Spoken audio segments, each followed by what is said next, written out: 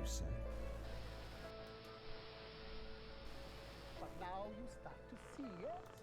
The people never happy. It's never enough. I cannot believe you, Ellen. Are you saying that advance have cured death? Jog off! We're still vassals, slaves, we're just in prettier cages. Oh, Megan. We're only getting started. Good evening, I'm Megan Wolf. And I'm Jeremy Dawes. Our main headlines tonight. Daddy, it's starting! Yeah, every single one of you's a bit Jesus. What a wild ride this has been. Well, that's a very blunt question. Advance is lying to you. Friends and neighbours, and have confidence that the team will keep you safe. But now you start to see, yes? The people never happy. It's never enough. I cannot believe you, Ellen. Hey! It is happening. It is happening. Up on tonight's National Nightly News.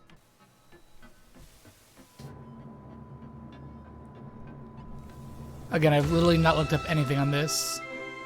Let me know if this is too loud. It looks like it's too loud.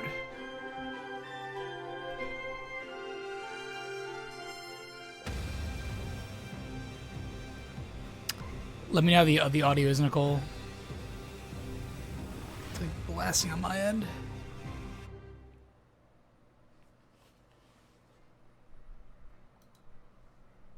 It's good? Okay. Julia Salisbury, a prominent media savvy. Oh. Day won the election.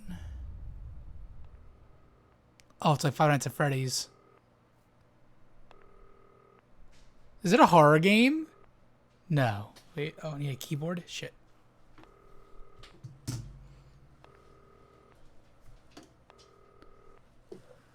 Turn right. D. Hi, David, I have a call for you. I'm just putting it through. All right, mate. Dave here. Listen, now, I know you've only come in to clean up the place, but I've got a bit caught up, so, you're gonna have to run the news tonight. Now, don't worry, it's not hard, and I'm gonna stay on the phone and help you. First, I'm gonna give you a quick tour of the broadcast room, so if you're not doing it already, look forwards towards all those screens. Right, look up at the top. That coloured bar is your audience. You want to keep the viewers going up and not down. Okay. That you've got the screens. The one on the right is the broadcast screen. That's what the viewers are seeing at home. It's only a couple of seconds behind the master screen there in the middle. That's the one you control. Now the four small screens on the left show the different signals coming from the studio, and you can choose between them using the numbered buttons on the vision mixer at the bottom left. Okay, right there. I'll talk you through it and you'll pick it up in no time. I'm already stressed. Have a look to your left. These plugs control everything in the studio. I've left them set up for you, so provided you haven't fiddled with them, all you have to do now is throw the master trip switch and we're in business. Once you've got the power on, face the front again. You can see on the broadcast screen that we're in the end titles for the show before us. Fortunately, they go on for fucking ages, so there's plenty of time for me to explain. Right, quickly, mate, look down under the desk. You can see a load of videotapes on the left. They're your adverts. Pick any three and load them into the machines on the right. When you've done that, look up to the front again. Come to Bumley. Exercise with ham sleeves and My Salad Weekly. Okay, I think that's good. You should be getting a signal from the studio soon. When you get the signal, select screen 1 with the vision mixer and we're ready to go. Corn and mayonnaise? You don't see if you make me go out and costume. Yeah, I thought it might increase our viewing figures? Every day. You offer me prawns every day. 10 seconds, everybody. That's how I show love. You're trying to kill me. And yet you persist. Going 5, 4. Good evening. I'm Jeremy Donaldson. Our main stories tonight. Okay, we're all good.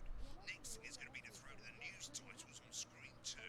There'll be a countdown, but I'll count you in as well. Just relax, mate. It's all gravy. Honest Andy's totally independent and corners the flowered market. Top chat. Okay, so this is what I'm controlling. This is what they're seeing. Johnny Hamsley. Switch ladder? Yeah, 1 second. I think I lowered it too low. Megan will be chatting with movie star Lawrence Blunderclatch about his new movie, The Medicated. And, of course, we'll be going live to Advance Headquarters Perfect. to hear what the leaders of this fledgling party have to say on their Okay, historic- swing's loading. Button 2 in 3, 2, 2. 1, now. Did Lovely, it. mate. I'm good at this game. Next thing is to throw back to Jeremy with button 1 when that globe in the middle shrinks down and vanishes. Shut up.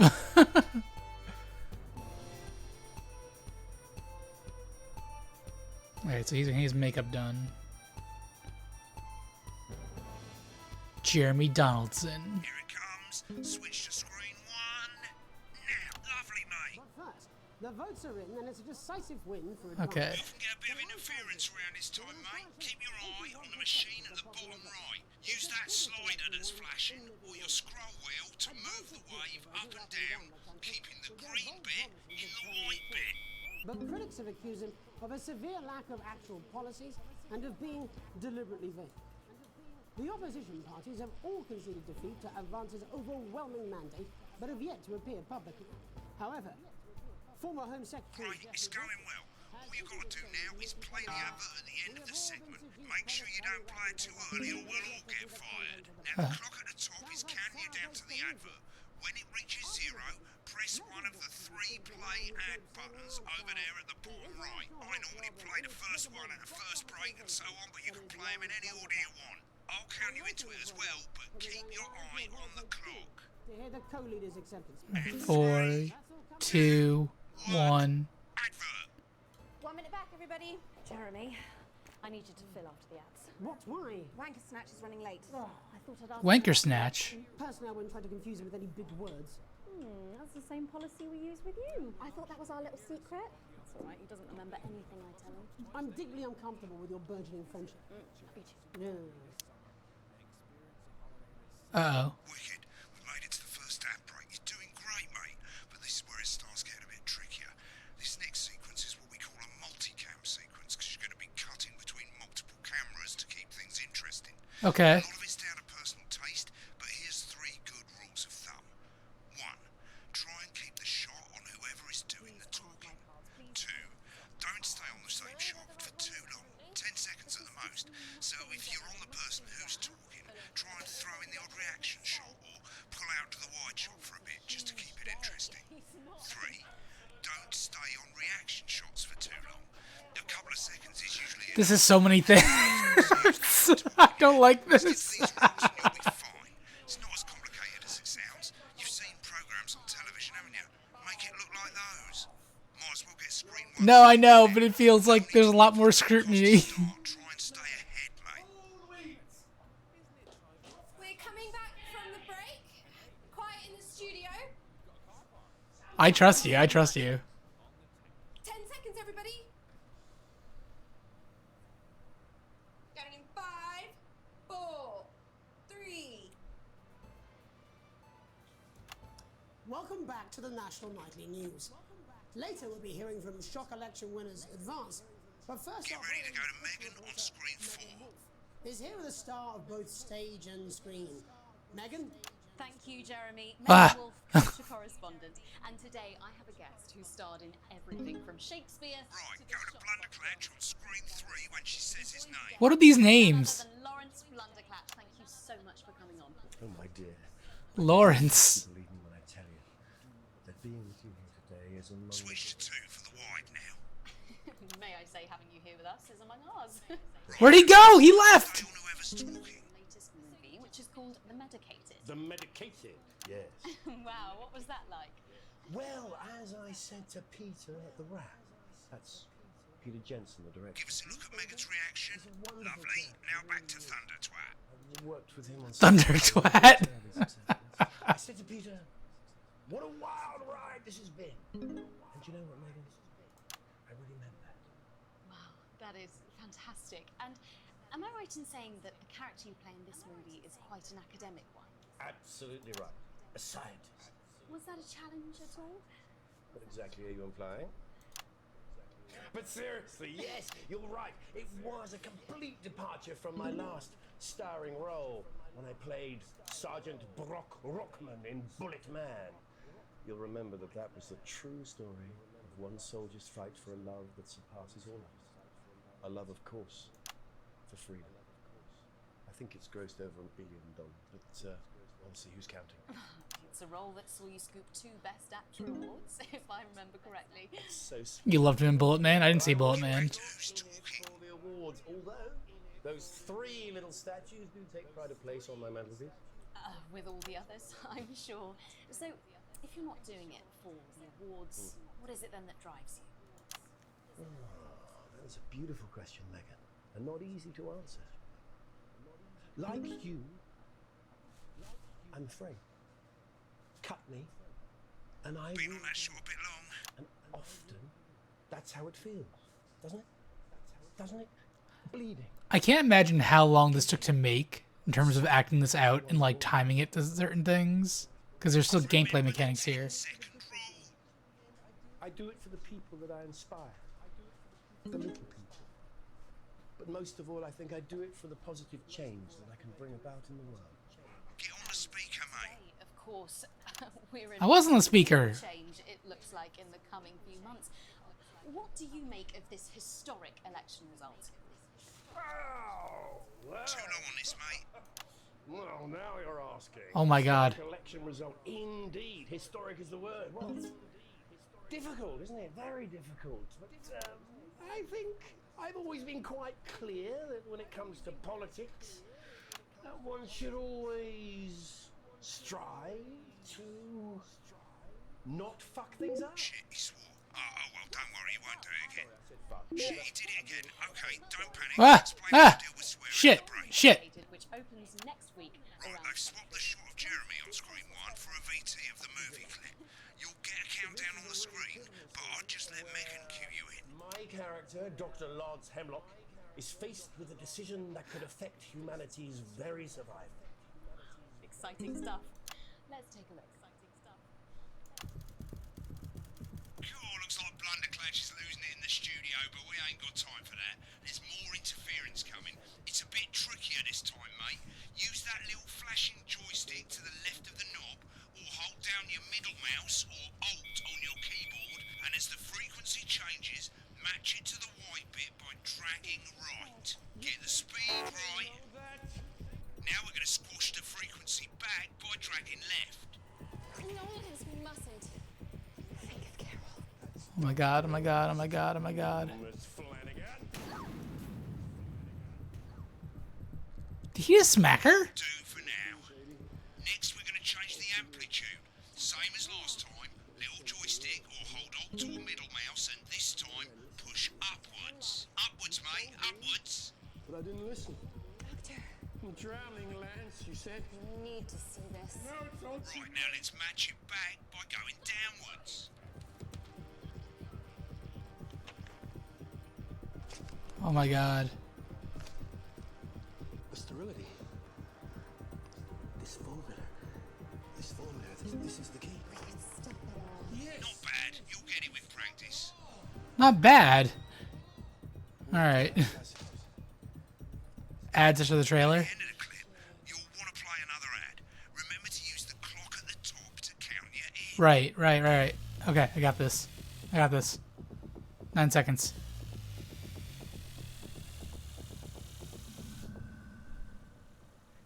2, 1, trailer. Right, I guess I better explain how to deal with anything else. Yes. Words. As you've probably noticed, the broadcast screen here is about 2 seconds behind the master screen here. When someone says a naughty word, the bleep button lights up, like this. 2 seconds later, you'll hear that swear word going out on the broadcast, spacebar on your keyboard for as long as the swear word lasts. Oh my god. It can take a bit of practice getting used to hearing two things at once. Just stay calm and you'll get it. And if you can't tell when to blink, You can switch the broadcast screen during the ad. It won't air it. Oh, okay. all you gotta do is hold it down while the red bit is over the red line. Simple. Of course, if you do it by eye, you'll have to take your eye off the screens. That's why real professionals do it by ear. Most people like to have the volume of the broadcast screen a little Use the bit visuals, lower than okay. the master screen. Let's set it now. As you turn it up, you'll hear the advert getting louder. Good. You're set to start censoring. Like I say, it takes a little practice, but I'll try and help you through it. This is like a real broadcasting setup too. This is actually a lot. Button lights up, count 1, 2, and hold it down. Get rid of those tricky tummies. Remember to select screen 1 now that you've got the feed. Don't wait for the broadcast to go live. That's too late. You can use the number buttons on your keyboard, 1 to 4. Seriously, Hadwell. 5, 4, 3. Welcome back. And I'm told we can now go live to Advance Headquarters. And I'm told we can now go live to Advance. Peter Clement and Julia Salisbury are about to make their acceptance address. Cut to the outside broadcast. Oh shit, he's pissed. Get ready to bleed. Well, thank you all for coming, and, well, where do I start? What a day. They said we couldn't do it. They certainly did. They used every dirty, low-down, lying, southern bastard trick they had against us. But you, the people, you saw right through their shite. I'm sorry about the language there. Sorry about that. I've had a couple of celebratory pints. Coarser than a Oh my god. Memorably put. Nailed it. But to be honest, who can blame Peter for celebrating? Throughout the campaign, you've heard us say that Advance are not a political party. A party is what you have when things are going well. When the country is suffering, you don't need a party. You need a team. A team that can change things. But today is day one of a new future. A better, fairer future. So perhaps we should all be celebrating. Except for the rich. For them, the party's over. They shouldn't be celebrating. They should be putting their shitting pants on and opening their dusty checkbooks. Again, colourfully put. Nice! Thanks, Dave. Before we came out here to address the nation, we used our executive powers to pass the Assets and Wealth Act. Working with the tax office, we have produced a definitive list of every person in the country with wealth into the millions. Dave's one of the devs? Oh, that's amazing. Probably you rather you don't. Because the likes of I love these. He has a beer openly in his hand right now. Tomorrow, we will be introducing a sweeping reform of the tax system in this country. No more hiding wealth offshore, no more trust funds or creative accounting. A simpler, fairer, unavoidable set of tax laws. I like these three over here in the corner. Bastard public school snobs have got nowhere to hide. And earlier today, we revoked your passports. 8, since I'm basically your Dave half the time. You want to leave like you threatened before the election? That's fine. But first, you're going to pay up. You're going to pay back. Advance are going to turn this country from a nation of warring individuals into a team. To properly fund health and education. To raise the living standards of us all. The pundits said we'd have to raise billions. But you'll see when we've reclaimed what's ours, that's absolute ferret shite. So to you posh twats. The people who pay you a pittance to serve them drinks in their private clubs. The people whose children you raise. So they've got time to get even fucking richer. Advance have this to say to you. It ends today. We are coming for your sports cars and your mansions and your vineyards. Ah. It ends today. What did I do wrong? What did I do wrong? We will put the wealth of this country back where it should have always been. In the hands of the people who created it. It ends today. Yes, it ends today. It ends today. And tomorrow, we'll start making it fair again. Just like we promised we would. And until then, ladies and gents, I switched screens too fast, gotcha. I can't argue with that. Thank you for your time. Well, an interesting acceptance speech there from the leaders of Advance. and our apologies for the fruity language. The fruity language. Out for you in time. If not, someone's going to be in trouble. So, as the country braces itself for new government, that's all from us this evening at the National Nightly News. We'll be back tomorrow with full coverage of the first day under advance. I'm Jeremy Donaldson. Have a peaceful night. Right, looks like you've got it now. Thanks for all the help, mate. I've got to go. Oh my god. We won't be coming back. Job's yours, mate. What? No, what? Is this some weird fever dream? Am I dying now or something? You should be so lucky. Get you on call real quick. I'll see you tomorrow night. Am I able to pause? Am I able to pause this? Lucky you. Try not.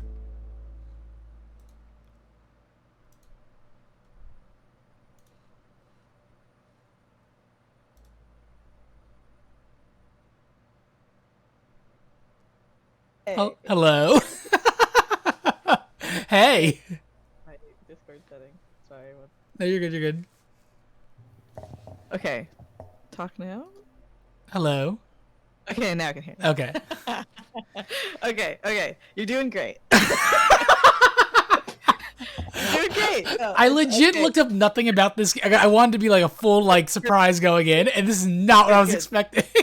I told you it's fucking awesome. Okay, listen. Okay. All right. Okay. So you're doing great. Okay. I'm gonna give you a little tip. Okay. That helps me with the editing bits. Is Okay. that because they don't tell you this bit. On the 4 TV screens. There's a little light underneath each of them. Okay. Right. It's kind of a little tip about what is the best thing to switch to. If it's red, don't switch to it. Okay. If it's yellow, you can if you want. And if it's green, it's like that's the best thing Okay. to switch to, basically. And that helped me when I was timing it and stuff too. Gotcha. Sometimes you get in there late or whatever, and you sort of have to develop like, okay, I'm gonna switch to this thing. It like lets you preempt it a teeny tiny bit. Okay. With the censoring, I just use the visual personally. Yeah, but that was a lot easier. easier. You want to do? Yeah, the visual was a lot easier. Because it was a lot of sensory shit for me to listen to something twice, and then like I was just like nah. Yeah. And then so the next thing is that Dave, the little tutorial man, is gonna basically take you through the follow-up. I suggest, because you can't really, the way this game is, you can't super pay attention to what's going on in the actual broadcast. Yeah, I was gonna say, like, am I supposed to be listening to like what the politics are, or like? That's what the next thing is about. So you can watch back what you did. Oh. In the next bit coming up. Okay. And that's where you can watch the stuff you weren't allowed to put up, like when they were talking between the ad breaks. Oh. Not that way. Just saying. Interesting.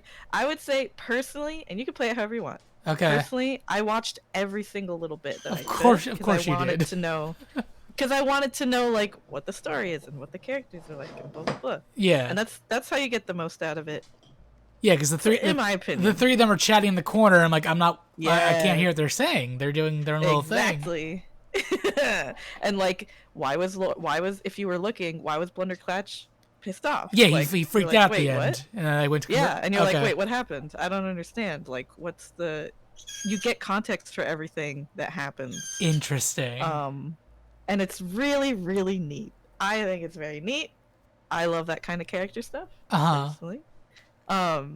And so the tutorial man's gonna take you through what you do for that and everything. Okay. And yeah, that's pretty much it. It would have been a pain to type it all out, so I just wanted to. no, that's fine. That's fine. I just hope that like I'm doing this right. No, you're doing great. You're doing great. It's gonna get a lot more complicated, but don't worry about great. They ease you into it. That was a lot for the first thing too. Yes, you'll get adjusted. Okay. You'll get situated. It'll be great. There's also bits in between the broadcasts that are story for your character that you're playing as. Okay. So, and it's very fun. Interesting. Everything you do matters. Every choice you make matters.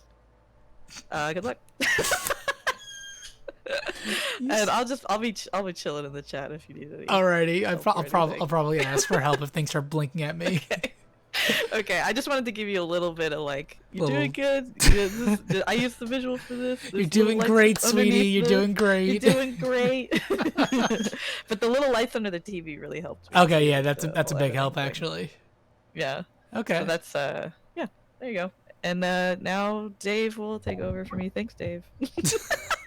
It's like part of the game. You've become part of the game now. I know. It's so funny because he's so I'll say this. So you're gonna have all of the devs show up in the game at one point or another. Like Okay. the little picture frame on your desk on Yeah. the right.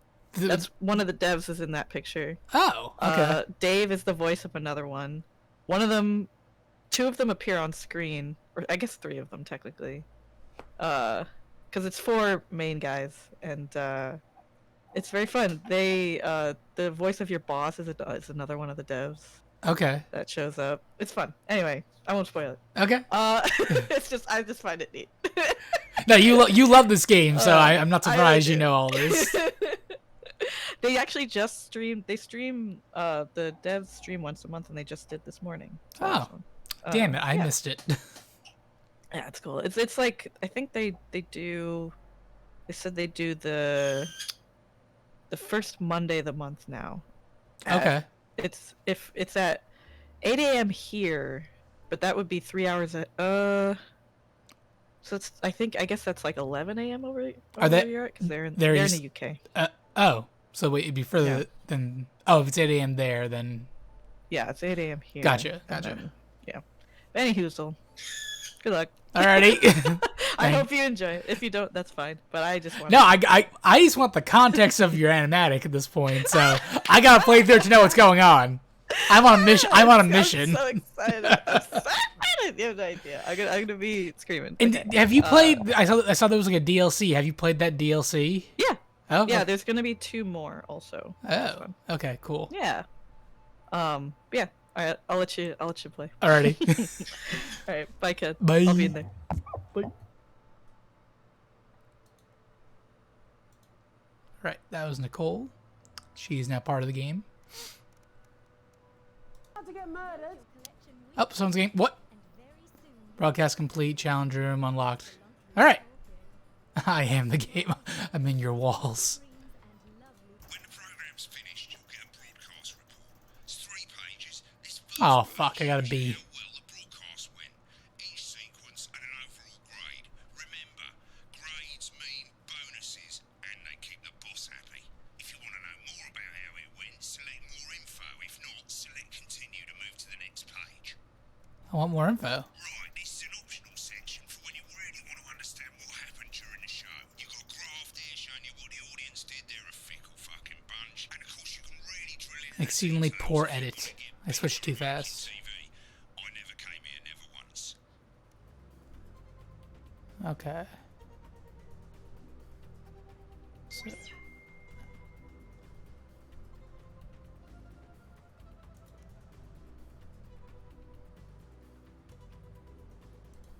Right, this is the important page. I got a bonus. I'm broke ass poor. How does it know that? Financial state of our main advertisers, but you don't own any fucking shares. You're a cleaner, for God's sake. So why would you care? One second. Brother is texting me.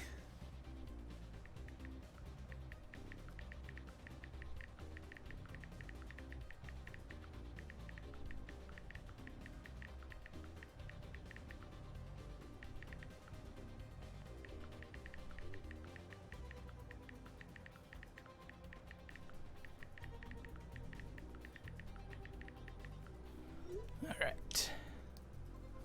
Does it like log into like my Steam account and sees how much is my balance as I'm poor? That's interesting. Shares. That's the Deathly Hollow symbol. Okay. No, Nicole, I'm making a joke. I know it doesn't do that. This is the last page. It tells you the state of the world, tells you how well the government's doing, and down the bottom there, this one's important, tells you what Channel 1 currently thinks of you. In other words, what the boss thinks. I like how it's all just like symbols. Like, what does this mean? Does the that's the heart? Channel 1 loves me. Government is giving what? Okay.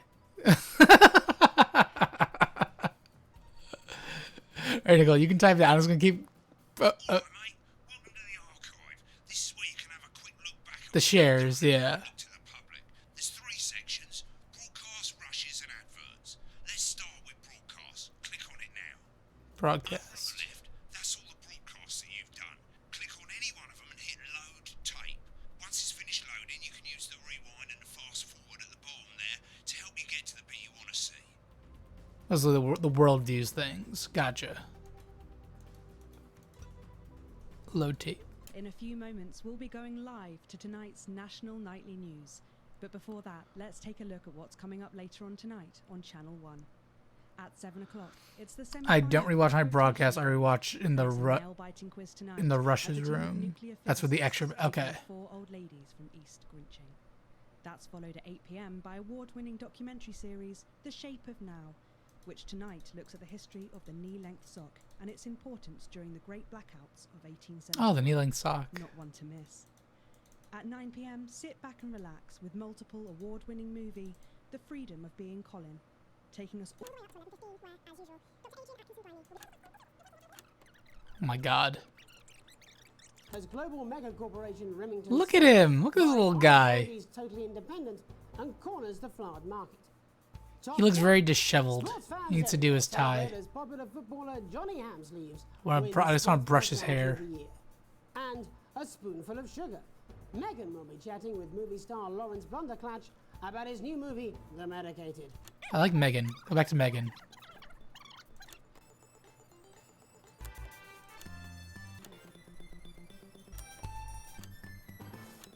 The National Nightly News with Jeremy Donaldson. And it's a decisive win for Advance.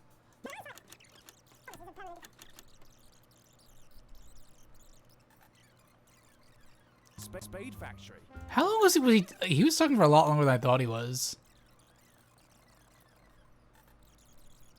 Very, very excited to be joined today by none other than Lawrence Blunderclatch. Thank you so much for coming on. Oh, my dear.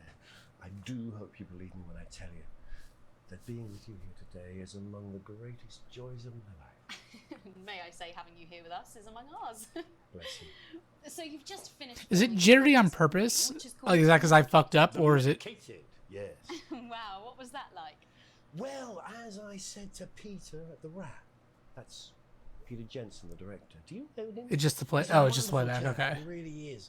So they put in jank into the playback. I said to Peter, what a wild ride this has been. And you know what, Megan? I really meant that. Wow, that is fantastic. And am I right in saying that the character you play in this movie is quite an academic one? Absolutely right. A scientist. Okay, I'm gonna go back. Right, click on rushes and let's have a look at those. Right, this is the rushes room. It's pretty simple. The 4 screens you can see, they're going to show you the 4 signals you got from the studio during the actual broadcast. Difference is you can mute any combination of them so you can have a listen to the stuff you weren't allowed to show. Select the broadcast and give it a go. And when you're done listening to the backstage sequence, Jeremy's the only guy you can get your news from 8 cents. That explains a lot. Alright, I want to see the interview. The Blunderclatch.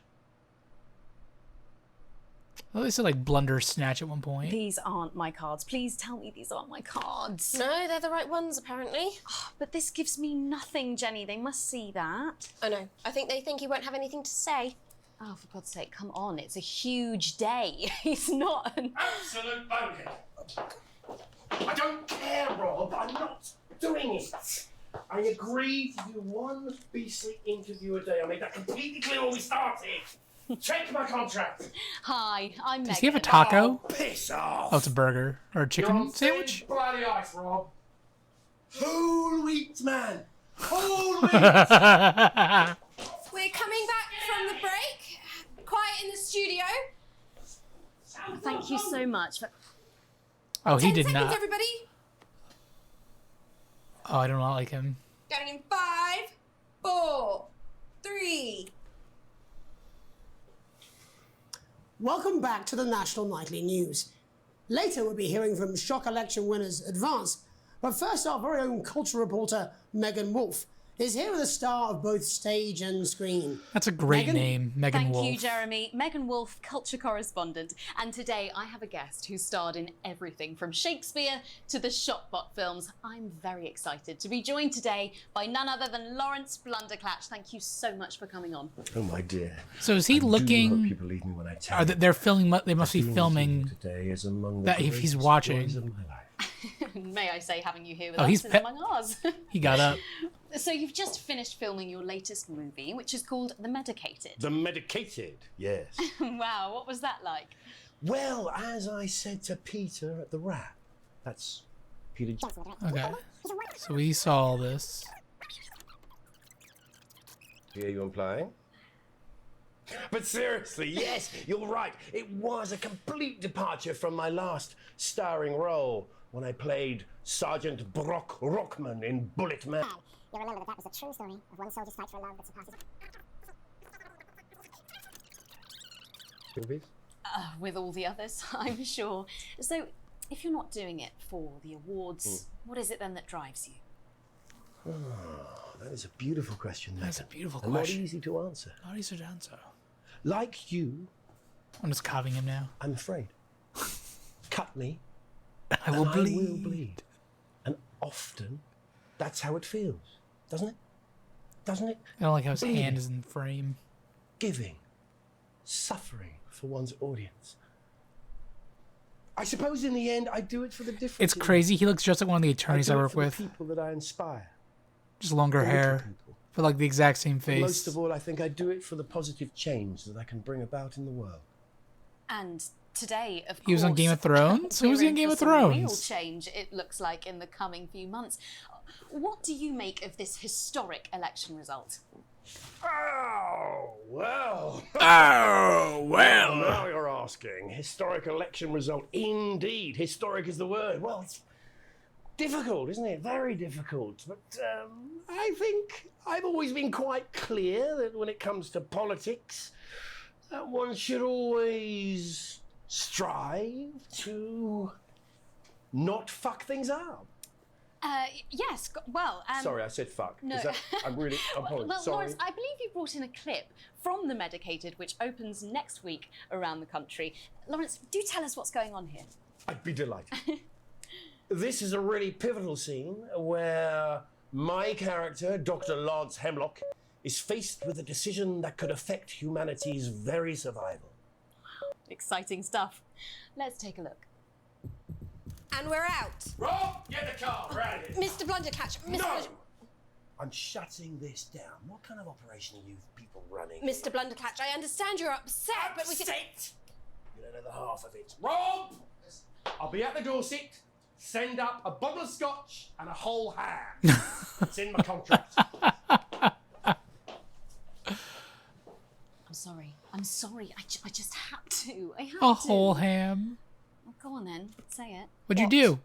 I told you so. Your hair looked nice.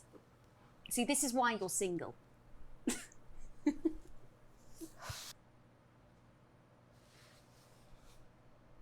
Your hemlock. We're gonna change the world, do you remember? If only I listened to you. Dr. Hemlock. You told me, but I didn't listen. Doctor. I'm drowning, Lance, you said. You need to see this. No, it's all too late. Look at this!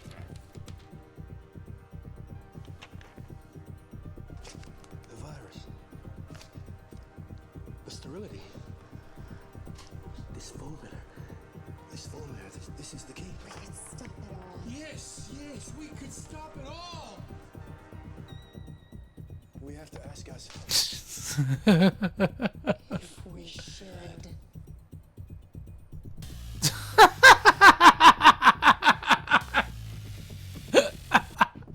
This is peak cinema. The Medicated in cinemas this Christmas. Great. So now, Nicole, do you recommend that I rewatch like legit all these, or should I just use just the headlines? Okay. Because I feel like if I'm getting to the pattern, I feel like you play the game to get to this point to watch what you miss each time. How do I play the headlines? Stop. Headlines. Play. Prawn and mayonnaise? You know seafood makes me go out in pustules. Yeah, I thought it might increase our viewing figures. Every day. You offer me prawns every day. 10 seconds, everybody. That's how I show love. You're trying to kill me. And yet you persist. He's allergic to seafood? 4. Good evening. I'm Jeremy Donaldson. Our main stories tonight. Moving on up. The election win that experts said just couldn't happen. Hopeful or hostile. Controversy as global megacorporation Remington's Fist buys Honest Andy's Totally Independent and corners the... What are these names? Top chat. Sports fans everywhere celebrate as popular footballer Johnny Hamsleeves wins Sports Personality of the Year. And a spoonful of sugar. Megan will be chatting with movie star Lawrence Blunderclatch about his new movie, The Medicated. And, of course, we'll be going live to Advance headquarters to hear what the leaders of this fledgling party have to say on their historic victory. That's all coming up on tonight's National Night of the News. I don't care about that. 30 seconds back.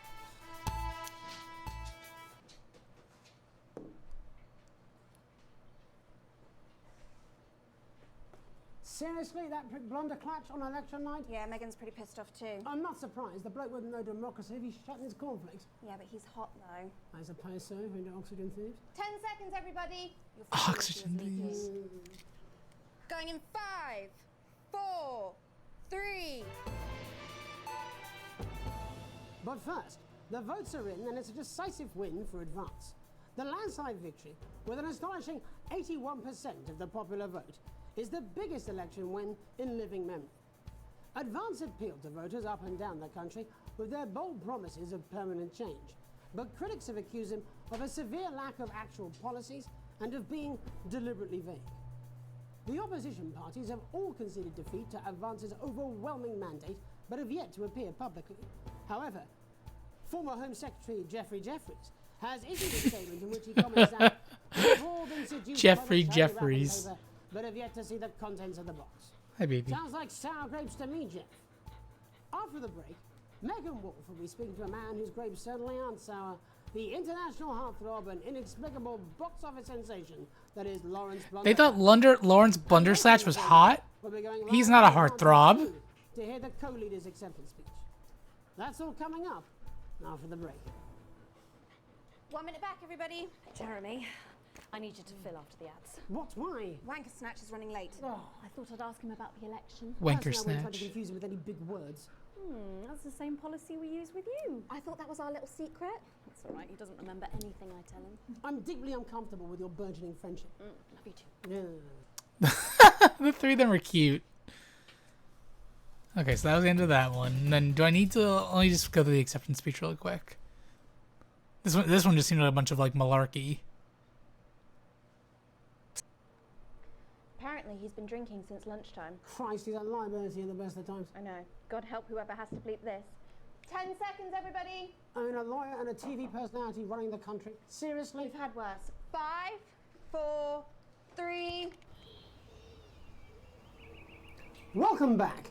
And I'm told we can now go live to Advance headquarters where the two leaders, Peter Clement and Julia Salisbury, are about to make their acceptance address.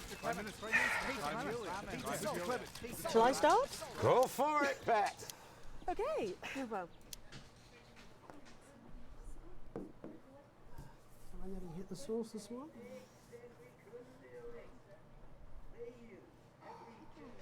Just the fact that he's openly holding a beer.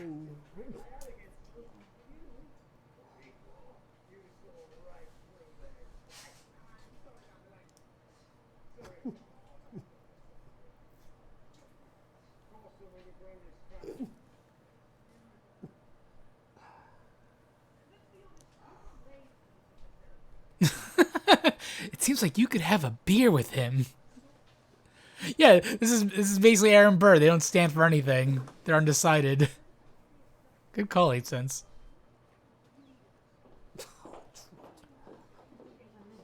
No, party, team spirit, all that bollocks.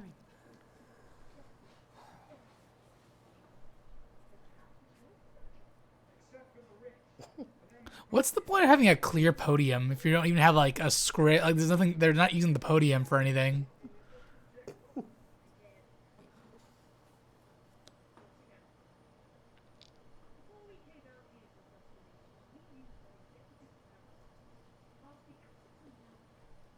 I guess, but like a clear podium, like give me a nice wood, like,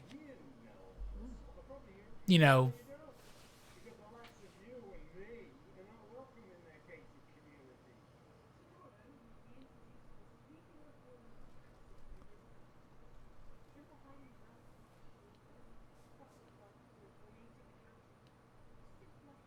So they're trying to expose all like the hidden bank accounts.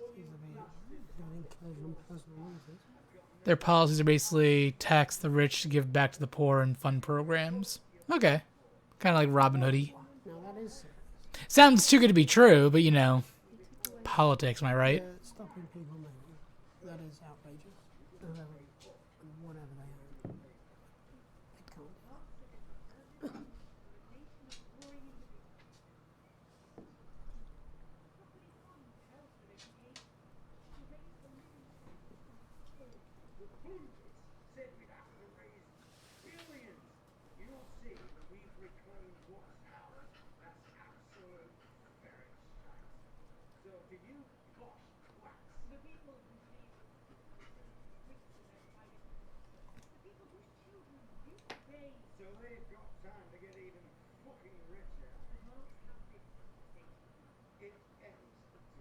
All right, they're really trying to end the rich. Yes, and so. That's not gonna go over well.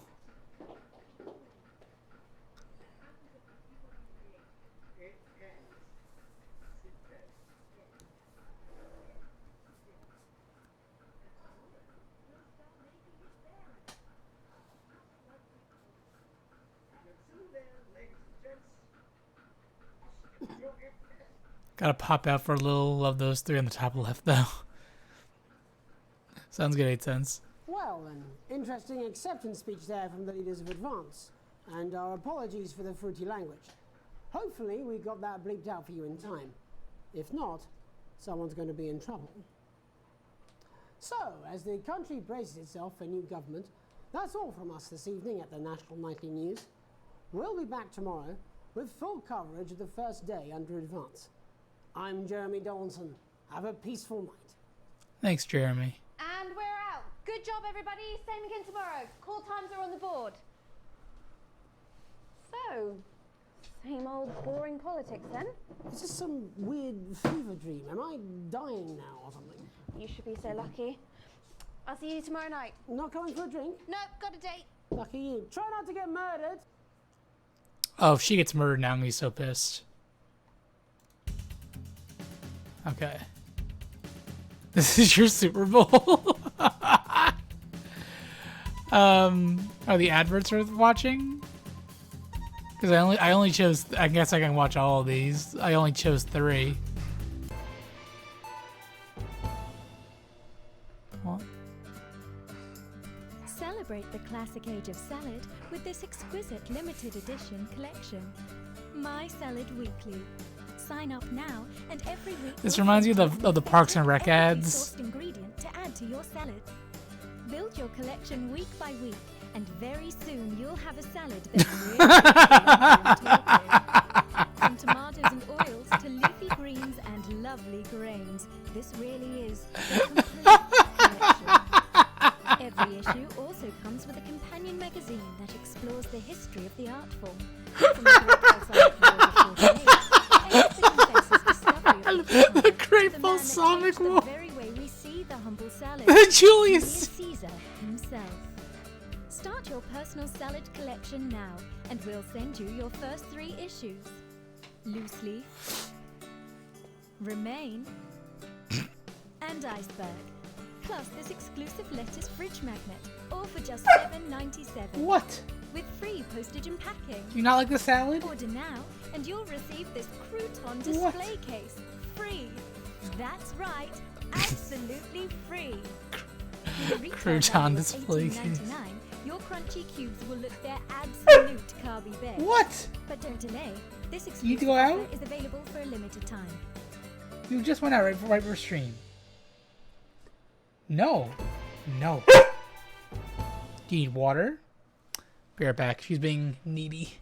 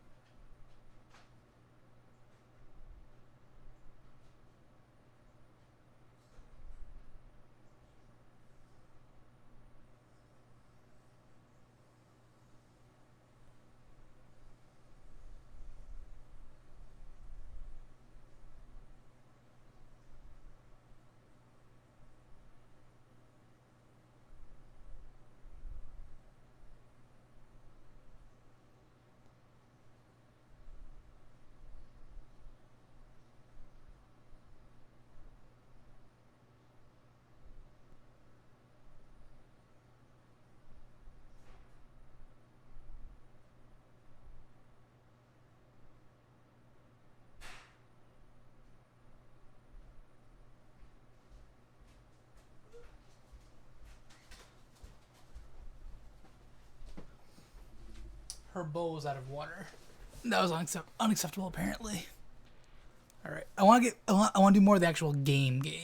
We can watch more of these ads later. I want to like get used to the game. Join us on the Discord for not for broadcast. Skip. Oh, okay. Oh, so we skipped a day. What is this? You arrive home to find posts on the net, most being nothing more than the usual junk mail. One letter ever catches your eye. The team wants to know you. Curiosity gets the better of you and you open it. It is a form from the new advanced government asking for information on all citizens. The first page is filled in already. Your name, Alex Winston. Your spouse, Sam Winston. I'm married! Your children, Charles Winston, 14, and Susie Winston, 19. Well, you muse, at least they got the basics right. Okay. So my name's Alex. The rest of the questions are left for you to complete. They appear to be mandatory. Question 1. Upon starting a new job, you would be friendly, introduce yourself to your new coworkers, be productive and get to work immediately, ease yourself in, orient yourself with your new workplace, reminisce with your friends with old jobs. Probably the first one. Question 2. A colleague in a different department has confided in you that they've been taking home confidential information. Now a file of minor importance has gone missing. Help your colleague cover the violation. Recommend the colleague reports it in. Promise your colleague you won't tell anyone or report the violation. I'd recommend they tell. I would only snitch if it was a bigger problem. An entire department was fired today for consistent underperformance. Your boss has put in place new targets that are significantly higher than previous ones. You would leave work on time, stay late to ensure you hit the first deadline, leave work early and head to the pub, leave work early and head to your family. I would stay late actually, because I have an issue with work. It's the annual company barbecue, and you and your family have been invited. You are looking forward to enjoying or washing your hair that day. You go if you're free, you wouldn't mind missing it. Have been practicing with your coworkers, and you go washing my hair. I do not go to fucking work functions. You've had a long, successful career, and now you're about to retire. In your speech, you list your achievements and all the good memories you have working there. Honest review the pros and cons of the company. Focus on the issues and challenges faced while working there. Refuse to attend. Pros and cons. In your spare time, you like to relax alone, doing things like listening to music or making models. Attend political rallies and stand up for what you believe in. Encourage and support your children with their hobbies. Play in your local sports team. I don't do sports. I'd probably just do the first one. Your ideal holiday getaway would be surrounded by natural beauty, getting away from the strain of daily grind. That sounds good. Exploring somewhere unfamiliar, discovering new experiences and challenges. Also sounds not that bad. A structured day at a theme park. No. Nope. Romantic getaway with your ooh. Well, tropical island. I don't like islands.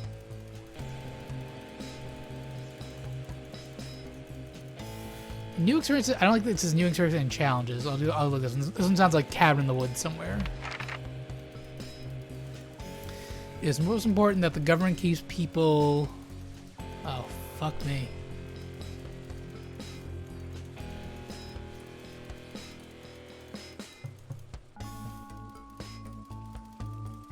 I don't like any of these answers. Safe. Well, safe is relative. Free is relative. They're all. These are all equal. Thank you for your cooperation. Vance knows your time is invaluable, and we appreciate your help. Sign your name.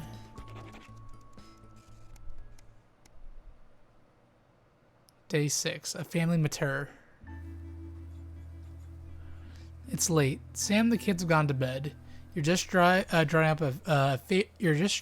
a favorite coffee cup, a worn-out souvenir of your first trip together. The print's faded, but the goofy face still makes you smile. A knock at the window brings you back to reality. Nicole, you're scaring me. This feels like a horror game. There in the garden, clutching a gaudy neon green suitcase, is Chris, Sam's sibling. As soon as you let them in, they sit at the kitchen table visibly stressed. Chris takes a deep breath. I'm so sorry for bursting in so late, Alex, Chris stammers, but I need a favor, and you're the only one I can ask. No problem, what's going on? You must have seen all this crazy advanced stuff. The Assets and Wealth Act, they're calling it? Taking people's hard-earned money to fund the lazy. It's bullshit. I've never seen Chris as agitated before. I'm not saying that the top 1% or whatever don't have stupid money, Chris adds hastily, but they can afford it. People like me, we're going to lose everything. That's awful, but I'm not sure how I can help. You were always the well-off one in the family. I'm sorry, but taking from the rich to help the poor doesn't seem to sound so bad. In practice. They're going to take everything, Alex. Everything I've spent my life building. I can't let that happen. I need a favor. Chris' eyes find the floor tiles. I need to borrow your passport. My passport? Why? They've taken mine in half the bloody countries, but people always say you and I look similar, so... Chris is pacing now. I need to leave before it's too late. Once I'm out, me and my money will be safe, but I need to go now before they freeze my accounts. Please, Alex, I wouldn't ask if I had any other choice.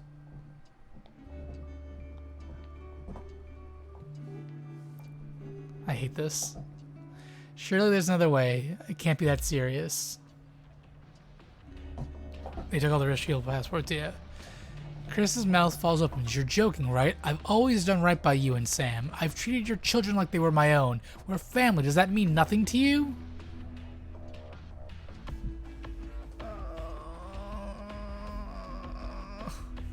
Nicole, have you ever played Papers, Please?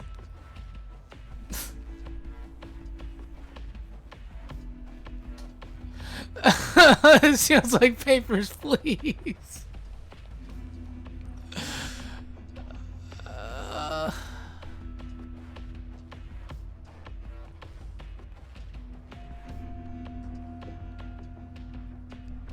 It's against the law. I can't help with this.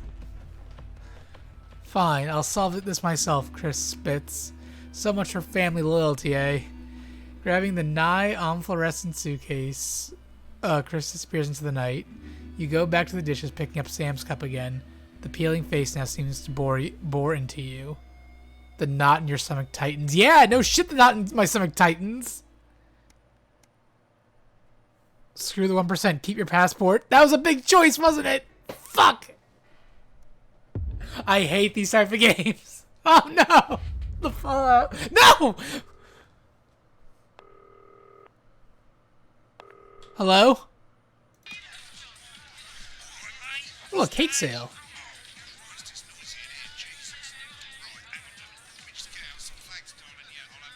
Oh, Miss November.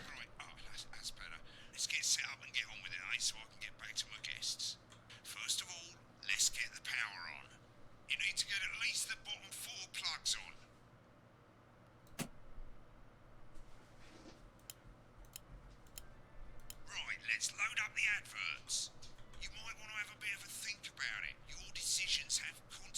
advances, don't they? Fans go-getters. Mr. Snuggle. Should I play this? Is this toy safe? Well, that tells me that it's not safe. I don't want to play Crazy Neil. Just des cochons. Right, you can see they finally got the old headline system up and working again, and the vision mixer's already in headline mode because headlines always come at the start. It's really simple, mate. These two buttons at the bottom of the vision mixer, you can see they now have A and B on them. Uh-huh. They're to help you pick image A on the left bottom screen here, or image B on the right bottom screen here. It's really simple. This little clock here will count down the number of seconds you have to make your decision. Provided you make a decision in that time, you're fine. And you can change your mind as much as you want until the clock reaches 0. But if you don't make any decision, you'll be fired before you even get to make another choice. Oh my god. Just want to say one more thing, mate. The pictures you choose to show of these people, well, that's how the public is going to perceive them, and that's going to affect their lives. So like with the adverts, choose carefully. And we're off. Good luck, mate. If I get time, I'll call you back in the next break. Yeah, I'm coming, darling. Says theirs gets really hot. Is this Janet who thinks dogs have their own secret language? Yeah, the one that mistrusts the moon. 10 seconds, everybody. Not the best source of consumer advice, then? Don't blame me when it explodes. Going Yeah, to I got it. 4, 3. Good evening. Ah! I'm Jeremy. H's. Our main headlines tonight. Destination unknown. At the end of Advance's first full week in office, we ask exactly who's leading this charge. B, they're smiley. I'll be discussing what the new future might hold with a leading economist and radical free thinker. With the Assets and Wealth Act on the brink of raising living standards for the vast majority of the country, I'll be asking my guess if we're on the way to a new future. Out with the old, Remington's Fist have appointed Sophia Remington as their new CEO. The following photo, taken from our archive, gives us a sense of this influential young firebrand who, at the tender age of 23, becomes the youngest female CEO in history. Sophia Remington has always impressed. She was top of her class at university and graduated with the highest honours, immediately being asked back to lecture. The markets have responded favourably to Sophia's appointment, with stocks rising 30 points in light of the announcement. In her first press conference this afternoon, Sophia announced a children's toy named Mr. Snugglehouse. Sophia promises it'll be all the rage this Christmas, but concerns have been raised about the product's safety. Making a splash, intrepid scientist Dr. David Wong and marine biologist Ingrid Swarsborg and Horgensford have What is the name? Dante's Taint? was previously thought unreachable, but thanks to a new breakthrough in underwater flower technology, the pair hope to successfully reach the imposing central cavern and the undiscovered plant species it contains. This is, of course, only the latest in a series of successful expeditions for this unlikely pairing. In a joint statement about the dangers their team might face, the pair stated, "We will face the plentiful challenges together like we always have." Playing the field, rumours abound as sporting legend Johnny Hamsleeves is snapped leaving Bush, one of the capital's hottest clubs. The footballer was caught while out celebrating being named Sports Personality of the Year last week, as reported by this very programme. Johnny is seen here with socialite and performance artiste. Okay, they are easing me into this pretty easily with the A's and the B's. Inside My Snatch has kept her firmly in the public eye. Could romance be on the cards for these two budding A-listers? And Griever's bodily charm. With Advance promising a radical new position on crime, how afraid should we actually be? I'll be going live around the country to talk with... I don't know which one's good. Those both look bad to me. With more and more powers passing to the police and less oversight, are we using an Advance-shaped sledgehammer to crack a nut? All that, the mega move. Okay, that was a good one. Already experiencing the positive side of the new Assets and Wealth Act firsthand. They'll be talking and performing later. That's all coming up on tonight's National Nightly News. 30 seconds. Fuck. No! Ah!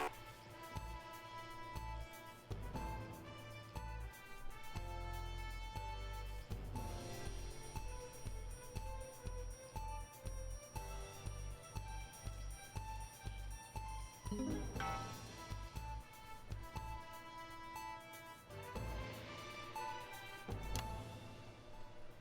the wake of the government's swift enactment of the Assets and Wealth Act, we're talking about Advance's first week in office and what the new future holds. Joining me are Katie Brightman, a leading economist, and Alan James, author of Alan James is Right, The Free Man's Guide to Waking Up. Alan, the government certainly haven't dragged their heels on delivering some of the legislation they promised. But what does the Wealth Act mean for us? Nothing, Jeremy. We're still vassal slaves, we're just in prettier cages. A confident dismissal there. Katie Brightman, do you agree? I'm afraid I don't, no. I think that Advance have realised that the current economic system of unlimited, unending growth is untenable, so they're changing things up. There I agree with you. They're moving to the next steps in the grand plan. Grand plan, Alan? It's all in my book. Alan James is right, Jeremy. Ignorant, sterile, and short-lived. That's what they want. Or perhaps Advance have just realised that if we carry on the way we are, we will destroy ourselves and this planet in a mad orgy of consumption, if you'll excuse the colourful metaphor. Yes, orgy is the right word. Only it'll be the overlords having an orgy on our poor broken backs. It's all in my book. This feels like Black Mirror. Shamelessly self-promoting? Katie, how do you think the rest of the world will respond to this new approach? I think they're watching carefully. Advance are the most disruptive threat that the world powers have faced since the last Great War. Yes, Katie's right. War is inevitable. Thank you, but that isn't And this will not be a war like we've ever seen before. We're talking millions of deaths. We're talking high-tech weapons that can level entire cities. We're talking... Out of the wrong orifices? Mock me all you like, Jeremy, but when they murder your parents and they poison your food and they take you away to their camps for hypno-brainwashing, we'll be laughing then. That might be a great way to sell books, Alan, but you know full well that isn't going to happen in He's like Alex Jones. Democracy is dead. Alan James, Alex Jones makes sense. And change is always frightening, but the truth is that the Wealth and Assets Act has made more than 90% of the population wealthier and is on target to produce a permanent end to poverty. Bollocks! What this young lady doesn't understand, Jeremy, is that these are the same people. Maybe they've rebranded, but it's all a little circus act to keep... I guess bollocks is a bad word. That's where you're wrong, Alan. For a start, they've mobilised the youth vote like we've never seen before. You say mobilise, I call it grooming. The grooming of an entire generation to walk... Is grooming not a bad word? Bondage. They're like psychic paedophiles. But based on the facts, Katie, what are your predictions? The Assets and Wealth Act is only the first step. Advance now have a historic budgetary surplus, and as well as properly funding our public services, they're already funneling unprecedented amounts into scientific research and the arts. Or, as I call them in my book, He keeps bringing the book back up. like opiates, see? Can we get back to the issue at hand, please, Alan? This is the issue. It's all coming from the water, the chemicals. They're pumping it full of belief juice. They're turning the frogs gay. I want to see these changes, but only if they're sustainable. If Advance lose their power after spending half of our GDP on dismantling infrastructure, that could be catastrophic. The catastrophe is that they're succeeding. They've got us sat here talking about their puppet show. All right, we're running out of time. Quickly, Alan, what does the future look like to you? A bleak space where we've all been figuratively sodomized into submission. No, of course. Katie? We might be on the eve of a brave new world. God knows we need some change, but we need to be cautious. Let's walk forwards with our eyes open. Two very different visions of the future there. Alan James, Katie Brightman, thank you for joining me. When we come back, I'll be investigating law and order before Megan meets some beneficiaries of the Assets and Wealth Act. That's all coming up tonight on the National Nightly News. 1 minute back. You know, I think they might do some good. I hope so too, Jeremy. How much are you being paid by them, then? Shut the fuck up, Alan. I've never heard so much shit in my life. Well, we'll see who's full of shit, won't we? Alan, I can explain it to you, but unfortunately, I can't understand it for you. Well, I don't know what she meant by that.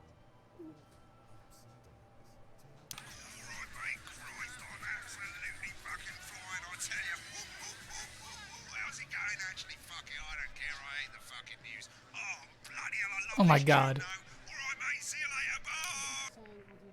You know she is. I've said a bit of word in, that's all I can do. 10 seconds, everybody. If that sticks, I'll destroy you. 5, 4, 3. Welcome back. In our second segment, we're going to be taking a deep dive into the state of law and order in our country. Advance have already tasked what they are calling a solutions team to move this. What did I do wrong? What did I do wrong? Ah! To the top of the list.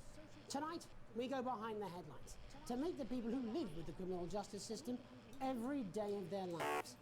First up, we have Gregory Judge, a lawyer who sees the problems close up on the front line. Can you hear me, Gregory? Yes, I've got you, Jeremy. Thanks for having me.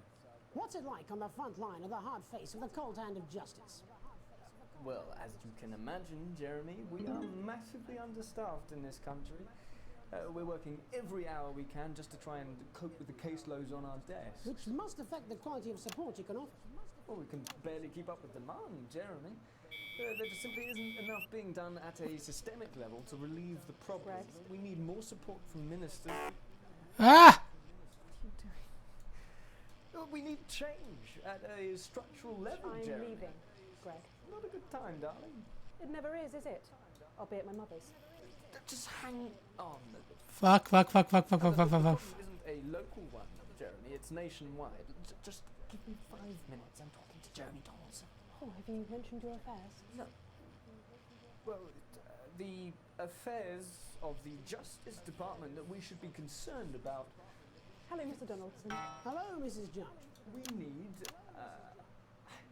We need legislation. I feel like I fucked up that entire thing just now. Sorry to interrupt the news, Mr. Donaldson. Can I have a moment to tell my husband I'm leaving him? Yes, I totally understand. Quite the picture of a burdened legal sector there. Gregory Judge, thank you for joining us. Next, I'm joined by Police Chief Constable Bob Peel, a man with a very different perspective on our nation's crime. Was that supposed to happen? Like, I feel like I fucked up. I'm sure we all do, Jeremy. I'm sure we all long for a return. I hate this thing. This thing over here is the worst fucking thing in the entire thing. Looking in through windows and generally enjoying your neighbours without the risk of being terrorised by some thug with a knife. Or kosh. So you feel the streets simply aren't safe anymore? Where have we gone wrong, Bob?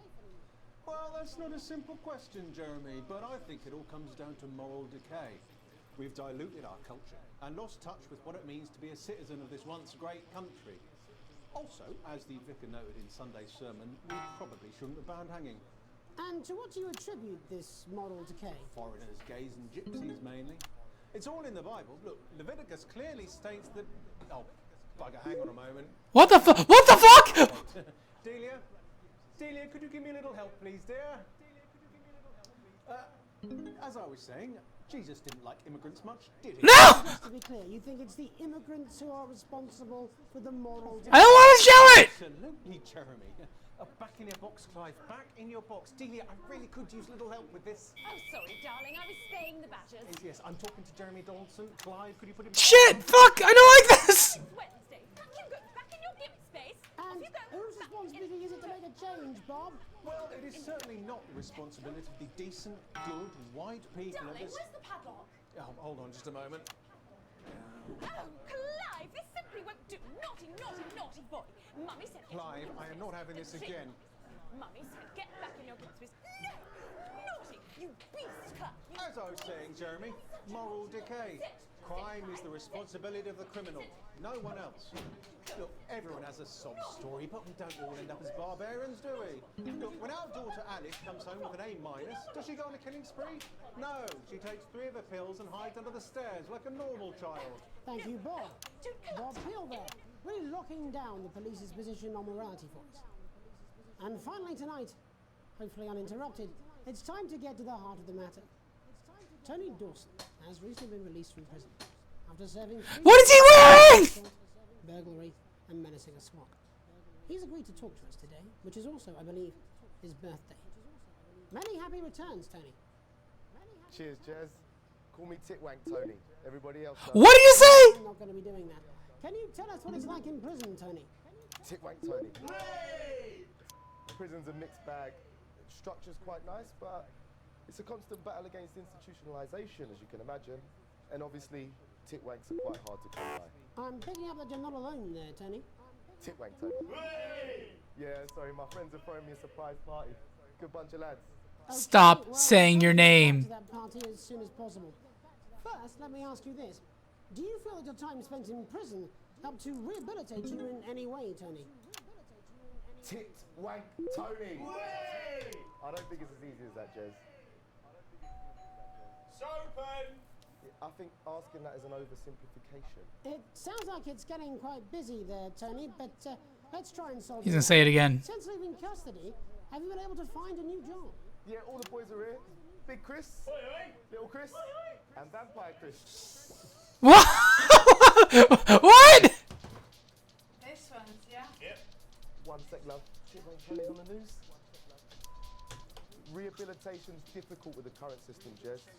It's just not set up for it, you know? It's inherently unjust. It's open! So, do you feel tempted to... I'm sorry, who's this guy? You are joking. Chrissy Freebollocks has only got Mr. Fancy, oh. It sounds like what we do in the shadows. Not now, fellas, I'm on the news. It seems like we've caught you at a bad time. The little boy? Oh, I can't really hear you, mate. It's getting a bit busy here. Jesus. Yes, we seem to be losing the signal No there, Tony. fucking way, la polita!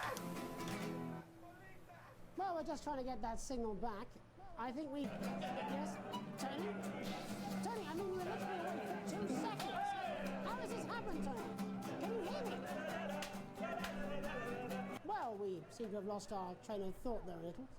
Hopefully you... What is happening? ...have managed to glean a broader understanding of the serious and complex issues around law and order. After the break, Megan will be live with some plucky young thespians. Don't go away. We'll be back after these messages. 1 minute back, everybody. That went well. Yes. Mate, I ain't got long and I'm quite drunk. It's been a great night. In this next section, there's a bit of music. If you edit in time with the music, you can see the result on the vision mixer, and the public will love that. Don't worry if you don't, though. You won't get punished for it or nothing. Just try and stay in the groove. Also, one last tip. When the music starts, turn down the broadcast volume. Right, enjoy the music bit. God, I love music. God, I'm so pissed. I think I might go and throw up in a bit. Okay. Come on, it's welcome back. How hard can it be? This is on you. 10 seconds, everybody. We're gonna open on Megan. Camera 2. Going in 5, 4, 3. 2, 1. Welcome's Black. I'm Megan Wolfe, and on tonight's Culture Spot, I'll be chatting with one of the first beneficiaries of the Assets and Wealth Act, a team of inspiring young people from Scritchford Sixth Form College who today received a grant from Advance to take their play, Hey, Friendship, on a tour of local secondary schools. Welcome to you all. Well, let's start with you two, Harriet and Charlotte Winstanley-Hamilton. Girls, you must be thrilled. We are, Megan. We're overwhelmed, to be honest. And I believe you two are sisters, is that right? Yes, Charlotte's my oldest. I'm the older, more popular one. Only joking. Harriet and Trey were really the ones who came up with the whole idea. So, Harry and I were shooting the breeze in the cafeteria, and I said, hey, let's actually do something. So I went to look for a drama teacher. But she'd been laid off due to budget cuts. Fortunately, I directed a pantomime when I was at university, so I knew the ropes, as it were. Right, yes, but you're the maths teacher, aren't you? Yes, that's me, Jeff Algebra, maths teacher. Jeff Algebra. Oh, thanks, Steve. Maths is really important. Yeah, thanks, Steve. As is theatre. It's one of the oldest art forms in history, Aristotle. I just think that when we travel around all these problem schools and the poor kids see us, they say, hey, I really want to be like those attractive kids. And that's a very beautiful and powerful thing. We touch our audiences, and they touch us right. Oh no, don't say With that. a surname like Algebra, there was really only one choice of career for me. My wife, Angela, and I, we often laugh about it. Angela Algebra. Yes. We just want to bring a bit of song and joy into people's lives. And teach people about the difficult issues. The issues in the play are what really matter. And I think you're going to be showing us an extract from this play, aren't you? That's right. To put into context, I play a young first year who's having some troubles at school. Her character doesn't actually have a name, yeah, because in a way she's like all of us. It's like a metaphor. Maybe she's you at home, or like, maybe she's you, Megan. Maths is really important. Yeah, thanks, Steve. Put it in, coach. Yes, thanks, Steve. Right, well, I'm going to have a little chat with your teacher while you run off and get ready. I can't wait to see it. That's it, that way. So, When did you first hear about the grant? 2 days ago. A letter from Advance. Edit on the beat if you can, the music bit. Thought it was all I don't know what that means. retrieved it from his bin and brought it to me. Wow, how did you react? I also threw it in the bin. But then, Okay. and Trey rescued it, and they rang the number at the bottom of the page, and next thing you know, we're on tour. Wow. Well, I think we can all guess which way you'll be voting from now on. Do you know what? It's funny because Angela and I don't usually vote. We're not very political. I'm a mathematician, of course, and she's a paraplegic mainly, but She's a paraplegic mainly. DIY show back in the day, and so we thought, why not? Let's have a go at this whole democracy thing. Okay. And here we bally well are. Good stuff. Fucking brilliant. So, let's have a look at a short section of Hey, Friendship.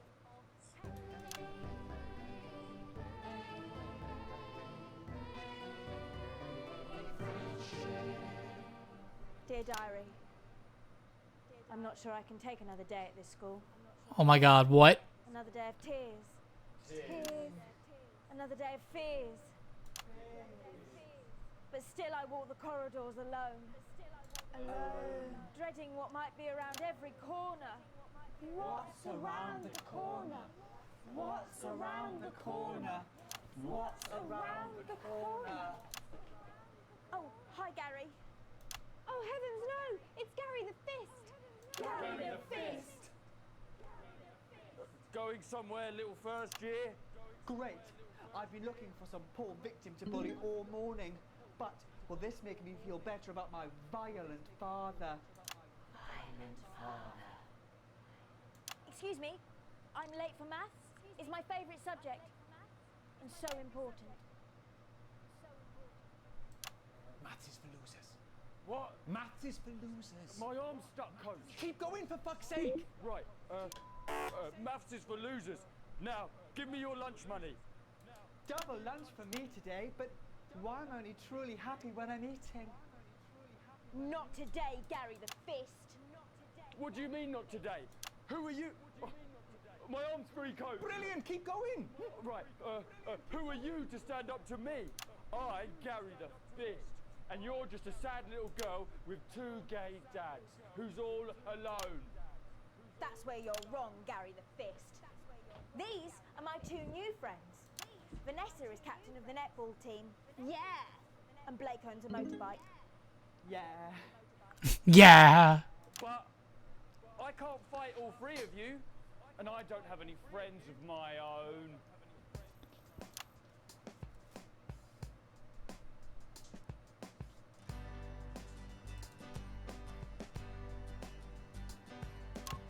Take a look at me. Take a little look at my face. I could be you.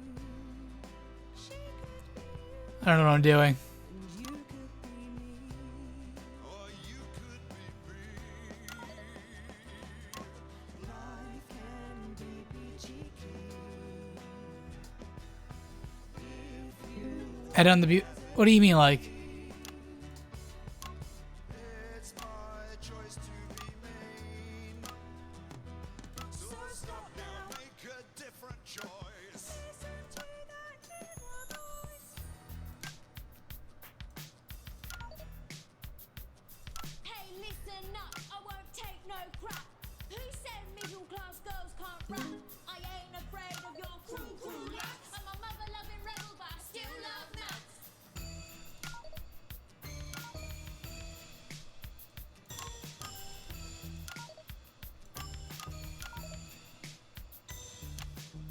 I kind of got it. Damn it. Shit.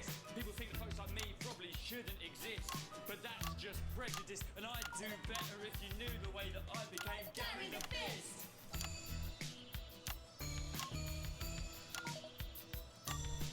I grew up on a council estate.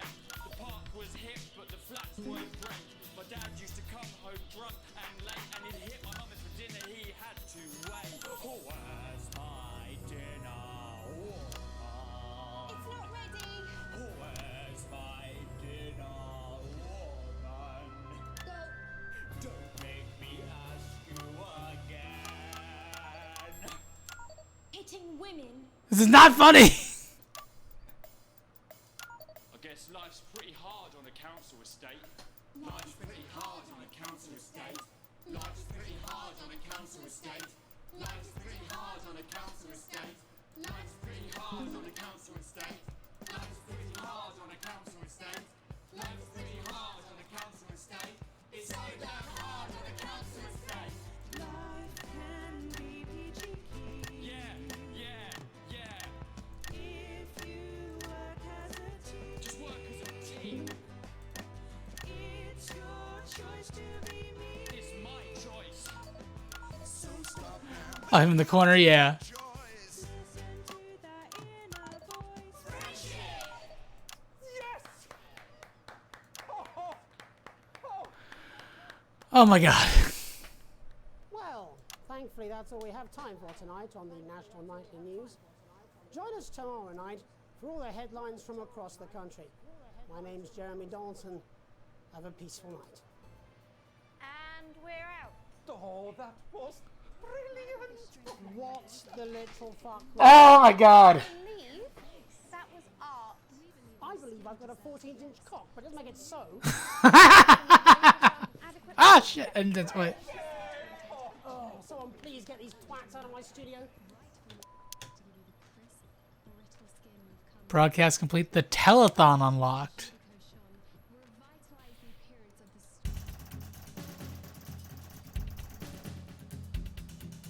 Ugh. Don't do it. Don't do the extra content? Okay. Well, I fucked up. What did I do? All offensive words were censored. Interference-free show. An exceedingly poor my editing. It's my fucking editing every single fucking time. Don't worry about the edit. It's my job, Nicole. You received your full wages. Current wealth broke as poor. Broke ass poor. Alright, so RS went down, ND went... Oh, RS went up, ND went down. Deathly Hollows went up. PC stayed the same.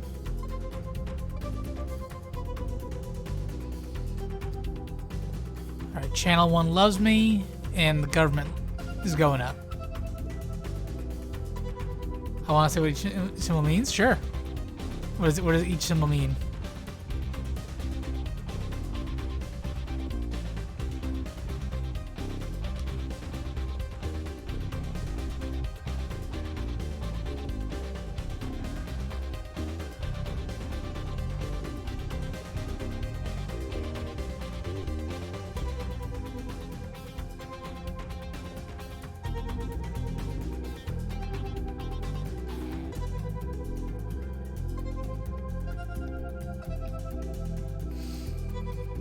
Okay, in order, RS is the Remington's Fist.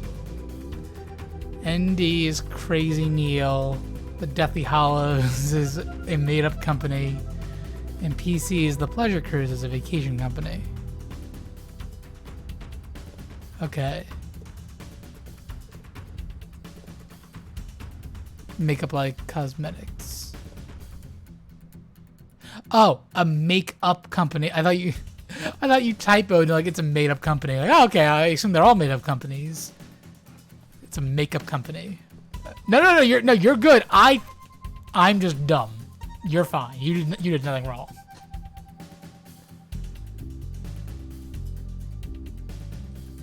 All right, so we have Remington's Fist, Crazy Neil, a makeup company, and the Pleasure Cruise.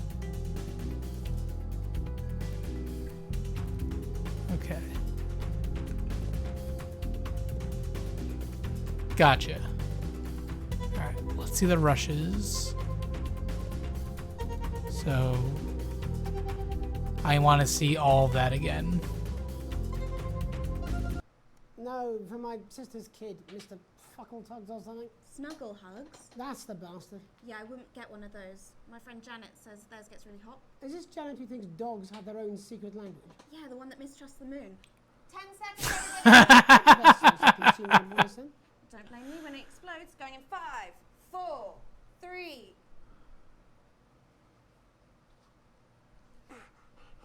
Oh, that's all it was? Okay. Let's watch this shit again.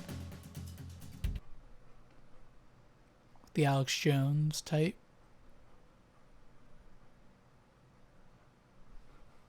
All that, and Megan Wolf with a group of young actors already experiencing the positive side of the new Assets and Wealth Act firsthand.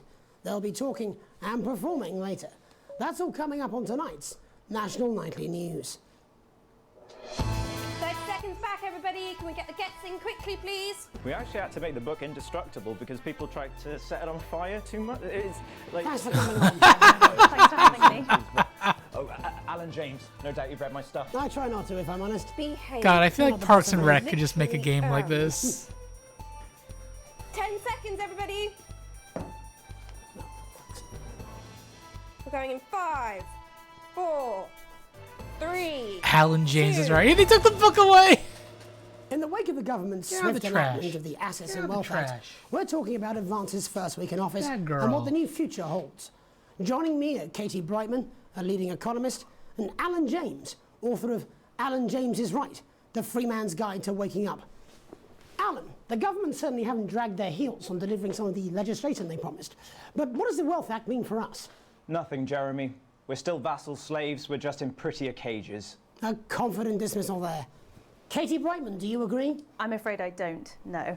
I think that Advance have realised that the current economic system of unlimited, unending growth is untenable, so they're changing things up. There I agree with you. They're moving to the next steps in the grand plan. Grand plan, Alan? It's all in my book. Grand plan. Alan James is right, Jeremy. We're to become the great herd, ignorant, sterile, and short-lived. That's what they want. Or perhaps Advance have just realised that if we carry on the way we are, we will destroy ourselves and this planet in a mad orgy of consumption, if you'll excuse the colourful metaphor. Yes, orgy is the right word. Only it'll be the overlords having an orgy on our poor broken backs. It's all in my book. Alan James is... Shamelessly self-promoting? Katie, how do you think the rest will respond to this new approach? I think they're watching carefully. Advance are the most disruptive threat that the world powers have faced since the last Great War. Yes, Katie's right. War is inevitable. Thank you, but that isn't And this will not be a war like we've ever seen before. We're talking millions of deaths. We're talking high-tech weapons that can level entire cities. We're talking... Out of the wrong orifices? Mock me all you like, Jeremy, but when they murder your parents and they poison your food and they take you away to their camps for hypno-brainwashing, who will be laughing then? That might be a great way to sell books, Alan, but you know full well that isn't going to happen in a This is all going to happen, I think. Democracy is dead. Yes, Advance are radical, and change is always frightening, but the truth is that the Wealth and Assets Act has made more than 90% of the population wealthier and is on target to produce a permanent end to poverty. Bollocks! What this young lady doesn't understand, Jeremy, is that these are the same people. Maybe they've rebranded, but it's all a little circus act to keep us from seeing the tyrant behind the curtain. That's where you're wrong, Alan. I think he's right. That's the weird thing. I think he's right. You say mobilise, I call it grooming. The grooming of an entire generation to walk happily into eternal bondage. They're like psychic paedophiles. But based on the facts, Katie, what are your predictions?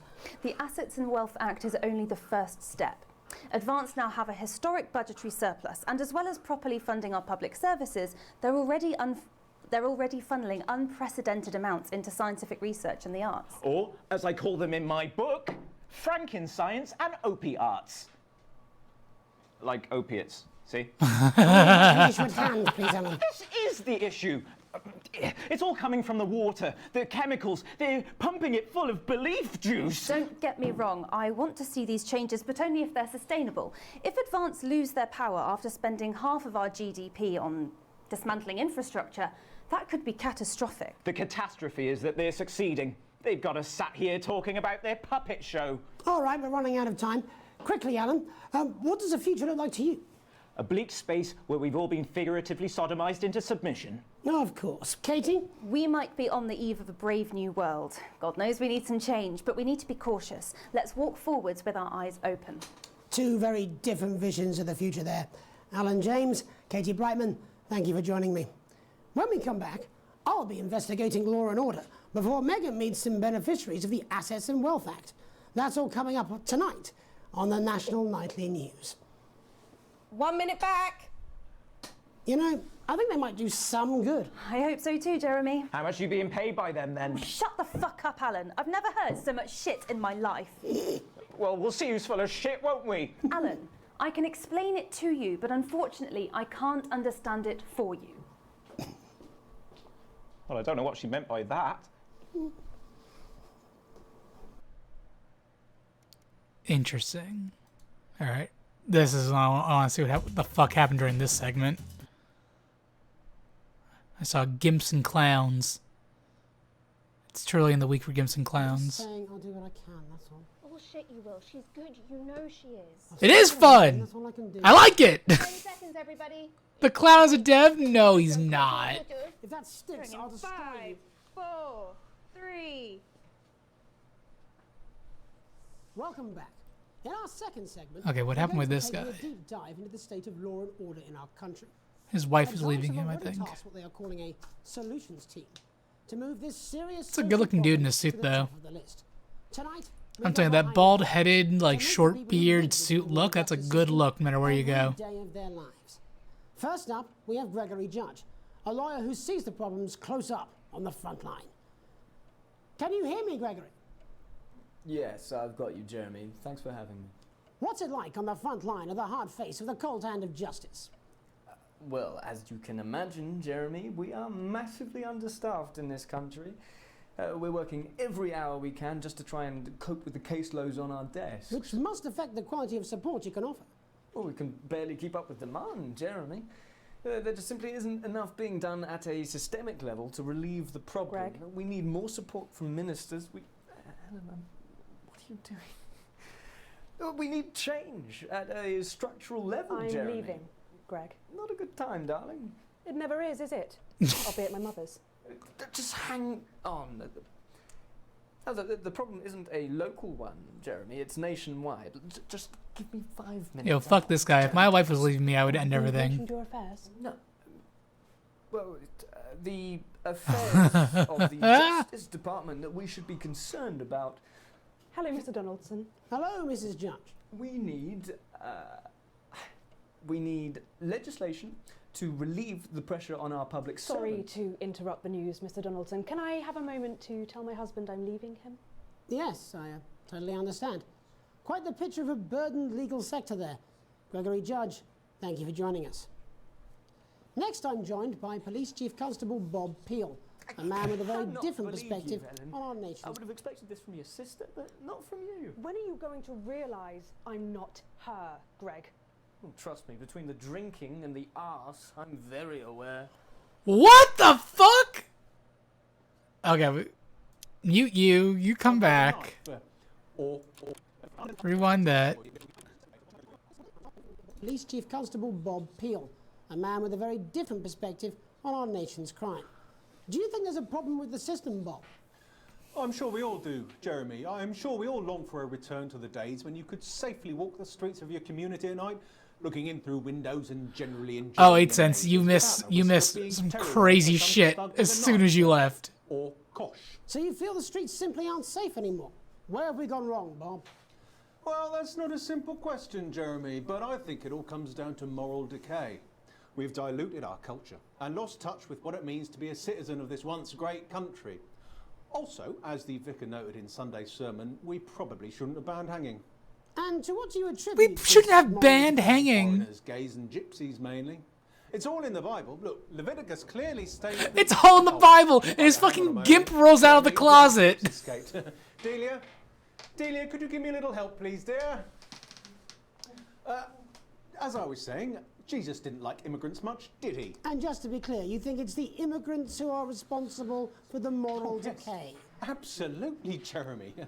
Back in your box, Clive. Back in your box. Delia, I really could use a little help with this. Oh, sorry, darling. I was spaying the badgers. Yes, I'm talking to Jeremy Spaying the badgers. Oh, Clive, you know it's Wednesday. Back you go. Back in your gimp space. Off And you go. whose responsibility is it to make a change, Bob? That's a nice gimp space, though. That's a lot more roomier than the gimp space I've seen before. Darling, where's the padlock? Oh, hold on just a moment. Oh, Clive, this simply won't do. Naughty, naughty, naughty boy. Mummy said get Clive, in the I am not having Oh, this you've seen a again. gimp space before, Nicole? Get back I didn't know that. No! Naughty! You beast, Clive! You As I was saying... This was on the news, 8 cents. Okay. Sit! This was Crime is broadcasted. the responsibility of the criminal, no one else.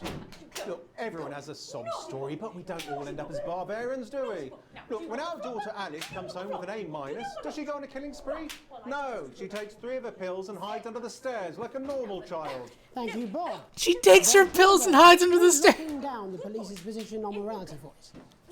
And finally tonight... Okay, wait. Mute these. She says the hall is absolutely fine for Sunday. Oh, marvellous. Now, I booked your mother in for a hearing test. Oh, did you? Yes, I did. Now, how's your IBS been? All right, rewind this. Hopefully uninterrupted. It's time to get to the heart of the matter. Tony Dawson. Tony has recently been Dawson. released from prison after serving 3 years for aggravated assault, burglary, and menacing a swan. He's agreed to talk to us today. And menacing a swan. What is this, Hot Fuzz? Many happy returns, Tony. Cheers, Jez. Call me Titwank Tony. Everybody else does. No, I'm not going to be doing that. Can you tell us what it's like I like in prison, that tit wank Tony is basically tit fuck Tony. Prison's a mixed bag. Structure's quite I respect nice, it, but it's a constant battle against institutionalization, as you can imagine. And obviously, titwanks are quite hard to come by. I'm picking up that you're not alone there, Tony. Titwank Tony. Titwank so Tony. My friends are throwing me a surprise party. Good bunch of lads. Okay, well, we're trying to let you get back to that party as soon as possible. First, let me ask you this. Do you feel that your time spent in prison helped to rehabilitate you in any way, Tony? Titwank Tony. Titwank Tony. Way! I don't think it's as easy as that. Way! Sopen! Yeah, I think asking that is an oversimplification. It sounds like it's getting quite busy there, Tony, but let's try and soldier on. Since leaving custody, have you been able to find a new job? Yeah, all the boys are here. There's Big Chris, Oi, oi. Little Chris, Oi, oi. and Vampire Chris. Vampire Chris. 1 sec, love. That dude must be hidden behind the chair the entire time they filmed this. Rehabilitation's difficult with the current system, Jez. It's just not set up for it, you know? It's inherently unjust. God, Nicole, it reminds me of that. It reminds me of that What We Do in the Shadows thing, where Simon the Devious is introducing all of his like posse, like he's like Nelson the Terrible, like Greg my accountant, like it's like listing all the people. You're little Chris. I'm totally Vampire Chris. So, do you feel tempted to... No, I'm the fucking clown. You are joking. Chrissy Freebollocks has only got Mr. Fancy, oh. Not now, fellas. I'm on I totally did miss the entire barbershop quartet when I was broadcasting. We caught you at a bad time. The little boy? Oh, I can't really hear you, mate. It's getting a bit busy here. Jesus. Yes, we seem to be... And the mariachi man. Fucking way, la polita. Well, we're just trying to get that signal back. I think we... Yes? Tony? Tony, I mean, we're literally away for 2 seconds. How does this happen, Tony? Can you hear me? Well, we seem to have lost our train of thought there, Ricky. Hopefully you...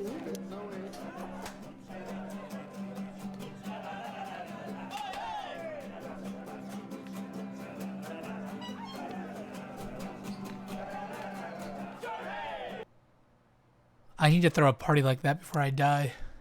1 minute back, everybody. That went well. Piss off. Smooth, incisive journalism. I can have you fired. You'd miss my charm.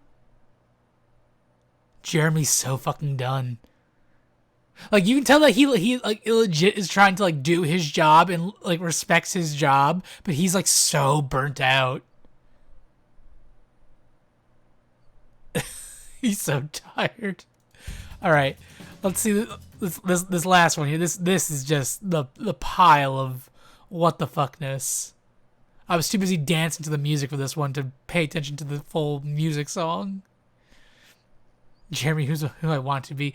8 cents. Jeremy is who you are when people ask you about the cancellation video. Probably banging his head against the wall. Look, it's all right. I've got this. I'm sure he's on his way. Come on, it's welcome back. Jeremy is who I am. This is on you. Nicole, I don't want to say yes, but you're kind of close to that. Sometimes I feel Going in like 5, 4, 3. Welcome's Black. I'm Megan Wolfe, and on tonight's Culture Spot, I'll be chatting with one of the first beneficiaries of the Wait, Assets can I- and okay. Wealth Act, a team of inspiring Jeremy young just got people from right Switchfoot off Sixth right Form away. College, who today received a grant from Advance to take their play, Hey, Friendship, on a tour of local secondary schools. Welcome to you all. Well, let's start with you two, Harriet and Charlotte Winstanley-Hamilton. Girls, you must be thrilled. Winstanley-Hamilton. To be honest. And I believe you two are sisters, is that right? Yes, Charlotte's my oldest. I'm the older, more popular Yeah, no, one. that's why he was yelling, because it was just open on him and it went right to Harriet and Trey Megan. were really the ones who came up with the whole idea. So, Harry and I were shooting the breeze in the cafeteria, and I said, hey, let's actually do something. So I went to look for a drama teacher. But she'd been laid off due to budget cuts. Fortunately, I directed a pantomime when I was at university, so I knew the ropes, as it were. I directed a pantomime? Yes, that's me, Jeff Algebra, maths teacher. Maths is really important. Oh, thanks, Steve. Maths is really important. Yeah, thanks, Steve. As is theatre. It's one of the oldest art forms in history. Aristotle I believed just think that when we travel around all these problem schools and the poor kids see us, they say, hey, I really want to be like those attractive kids. And that's a very beautiful and powerful thing. We touch our audiences and they touch us right back. I suppose with a surname God. like Algebra, there was really only one choice of This is career hitting for too me. close to home. And my wife, Angela, and I, we often laugh about it. Angela Algebra. Yes. We just want to bring a bit of song and joy into people's lives. and teach people about the difficult issues. The issues in the play are what really matter. And I think you're going to be showing us an extract from this play, aren't you? That's right. To put into context, I play a young first year who's having some troubles at school. Her character doesn't actually have a name, yeah, because in a way she's like All of us. It's like a metaphor. Maybe she's you at home, or like, maybe she's you, Megan. Maths is really important. Yeah, thanks, Steve. Yes, thanks, Steve. Right, well, I'm going to have a little chat with your teacher while you run off and get ready. I can't wait to see Maths is really important. it. That's it, that way. Yeah, I don't want to hear. So, Jeff, when did you first hear about the grant? 2 days ago. A letter from Advance arrived at the school. Now, the headmaster thought it was all a prank, but his secretary retrieved it from his bin and brought it to me. Wow, how did you react? I also threw it in the bin. The kid sounds like he's brainwashed or trying to brainwash the viewers of the They ran the program. number at the bottom of the page, and next thing you know, we're on tour. Wow. Well, I think we can all guess which way you'll be voting from now on. Do you know what? It's funny because Angela and I don't usually vote. We're not. I want to very hear what they're political. saying. I'm a mathematician, of course, and she's a paraplegic mainly. She's a paraplegic mainly. That's the best fucking line. And so we thought, why not? I can't have a go this with time, whole I know. democracy thing. Okay. And here we bally well are. Good stuff. Fucking brilliant. So, let's have a look at a short section of Hey, Friendship.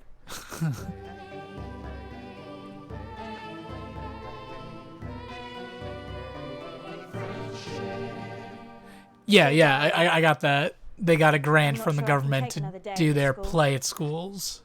Another day of tears. Yeah. Tears. Another day of fears.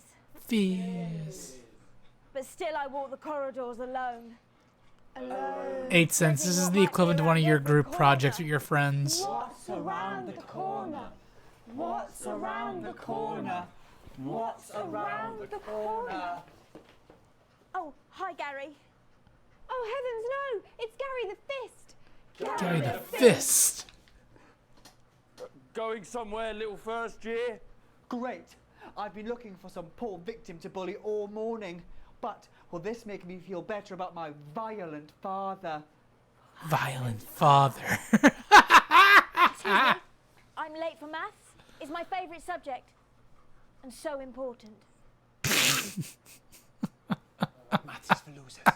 What? Maths is for losers. My arm's stuck, coach. Keep going, for fuck's sake. I love that he calls him coach. Maths is for losers. Now, give me your lunch money. Double lunch for me. Like 8 cents. I Dave, can but legit see you and your why friends am I making this so exact same happy when I'm video. eating? Not today, Gary the Fist. This is like your last PowerPoint you What showed do you mean me. not today? Who are you? Oh, my arm's free, coach. Brilliant, keep going. Right, who are you to stand up to me? I'm Gary the Fist, and you're just a sad little girl with 2 gay dads who's all alone. That's where you're wrong, Gary the Fist. These are my 2 new friends. Vanessa is captain of the netball team. Yeah. And Blake owns a motorbike. Yeah. I can't fight all 3 of you, and I don't have any friends of my own. He just runs off the screen.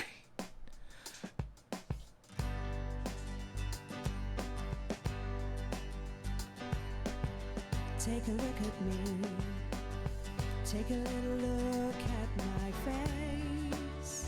See, the song isn't that bad, actually. Which is the weird part. It's nonsense, but like it has a good like. Well, you could be me. Wait, there's more than one song?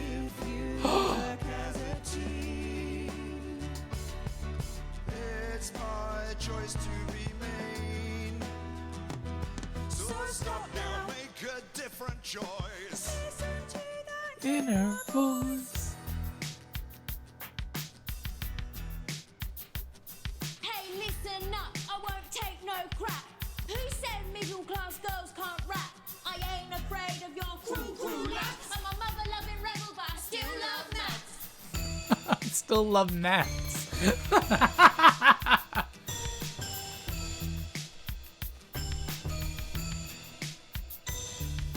Hey, kids, I'm Gary the Fist. People think that folks like me probably shouldn't exist, but that's just prejudice, and I'd do better if you knew the way that I became Gary the Fist.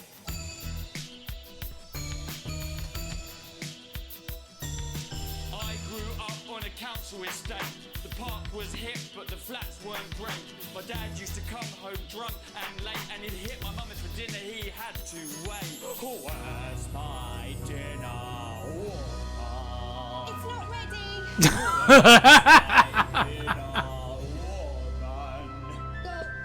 Don't make me ask you Again. Hitting women is wrong. I guess life's Are you paying attention there, 8 council cents? estate. Life's pretty hard on a council estate. Life's pretty hard on a council estate. Life's pretty hard on a council estate. Life's pretty hard on a council estate. This is propaganda for the council. It's so damn hard on a council estate. Life can be peachy keen. Oh my god, look at Jerry! If you work as a team. Just work as a team. It's your choice to be me. It's my choice. So stop now, make a different choice. Listen to that inner voice. Friendship! Yes! Oh. Well, thankfully that's all we have time for tonight on the National Nightly News. Join us tomorrow night for all the headlines from across the country. My name's Jeremy Donaldson. Have a peaceful night. And we're out. Oh, that was brilliant. What the literal fuck was that? I believe that was art. I believe I've got a 14-inch cock, but it doesn't make it so. I have a similar belief about an adequate paycheck. Oh, someone please get these twats out of my studio. Okay. That's everything we got here.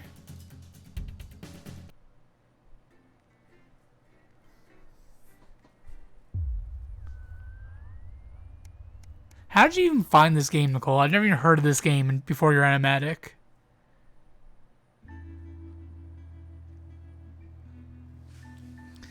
Day 15, a late night. You arrive home after another long shift to find a note waiting for you on the countertop. You recognize Sam's hurried scrawl. Chris has been evicted for not paying rent. You know where this is headed. Sam's gonna pick up Chris's stuff from the street. Don't wait up. Underlined twice. So this is your fault now, is it? You sulkily press play on your cheap horror film you were going to watch together. It used to absolutely terrify you as a kid, but always makes the two of you laugh. It's not the same without Sam, but you still chuckle to yourself occasionally. Oh no. Just as you get to the good bit, the part where Candy decides to investigate alone, your 14-year-old son interrupts. He wants to go to a friend's house. He looks at you in a way only a child can, pleading but somehow defiant. You let him go as long as he promises to be home by 11. You tell Charlie no. I'm a cool dad. You let him go. Clearly surprised, he practically races out the door. You doze in front of the movie, waiting for his return. You start awake to the sound of TV static. It's gone midnight and there's no sign of Charlie or Sam. This news level is the first big decision point level. Things you did have big impacts all the way to the end of the game. If you can believe it, everything super matters from this point on. Why? Alright, we're gonna get our son.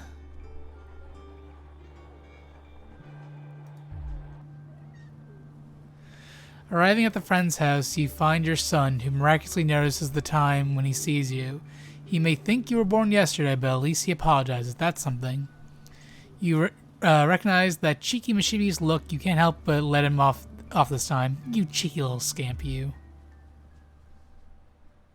Alright, that wasn't bad. Jeez, that's a giant jump in the days. We just jumped 40 days. A tight Christmas. You can't help but crack a smile as you look around the table. The snow is settled on the grass outside. The kids are pulling a cracker while your elderly mother tries to keep your eyes open. You did always have a soft spot for Christmas. You're sitting at the head of the table now, your dad's place. Oh no. It's been a tense afternoon, everyone can feel it. It's the first time you've seen Chris since you refused to part with your passport. It's a big change for Sam, the two siblings used to be inseparable. Christmas is usually such a nice time of year. The clatter of cutlery is all that can be heard as Chris stares pointedly at you. Are you having a nice Christmas, Grandma? You make a toast. You stand and raise your glass. Merry Christmas, everyone. I'm glad we're all here. There are murmurs of cheers and much clinking of glasses. Chris doesn't move. Yeah, we're all here. No thanks to you. Chris, sighs Sam. Come on now, it's Christmas. Can't we put that behind us? Oh, I wasn't talking to you. Sam's like, let's try to enjoy ourselves. Chris turns away from you, taking some frustration out on a cheap cut of roast chicken.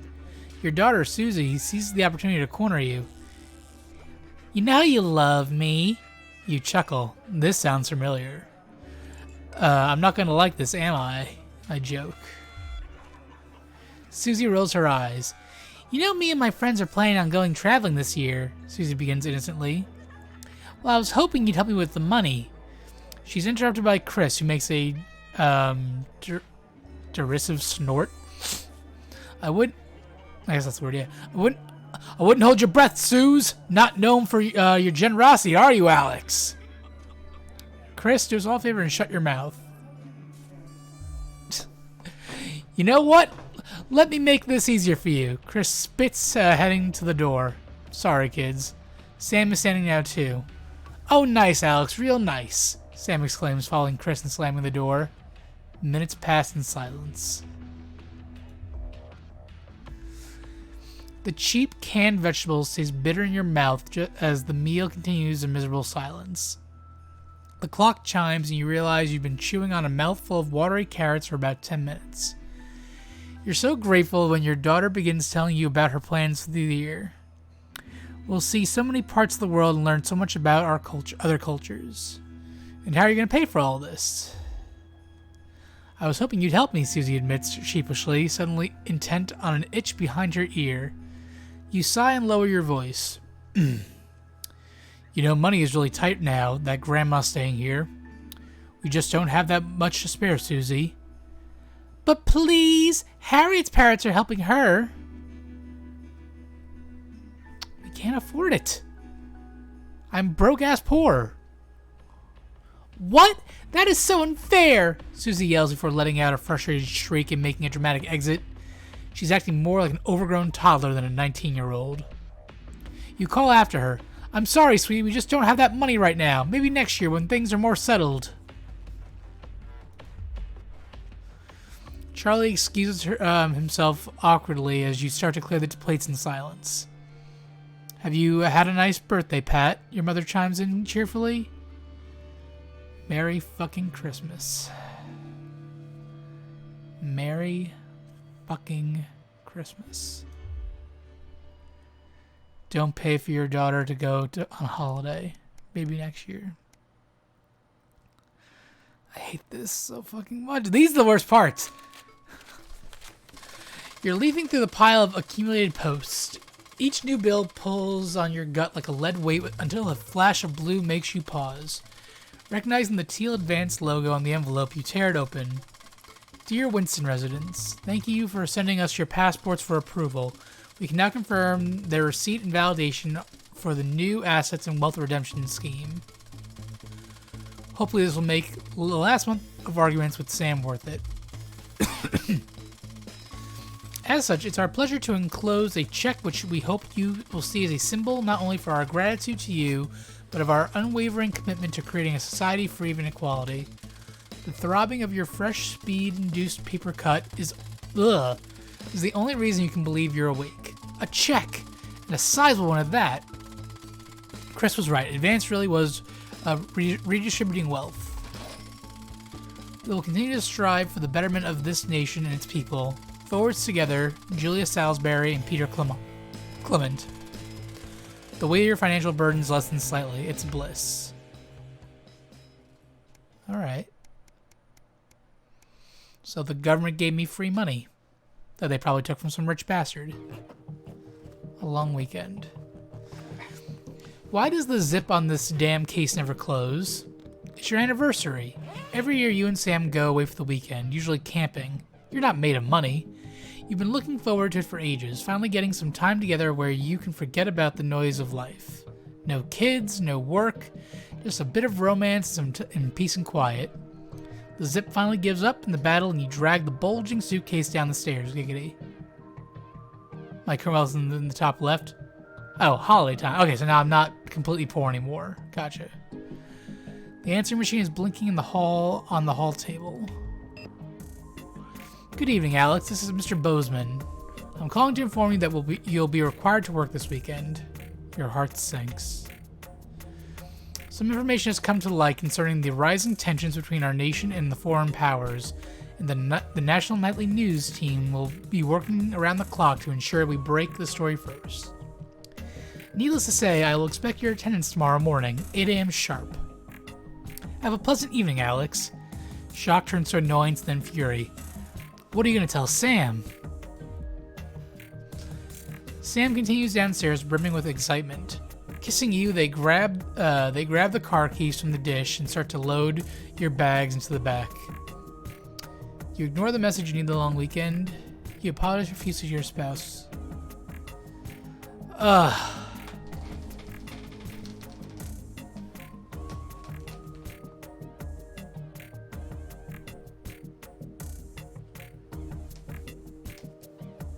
So you won't miss a level if you say no, just so you know, because I didn't know that. I figured they wouldn't skip content like that.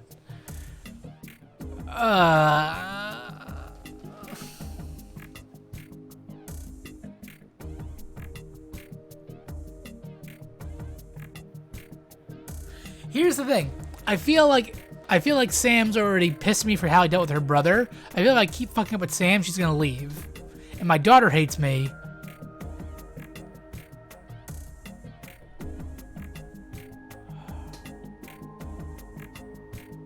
I hate this so much.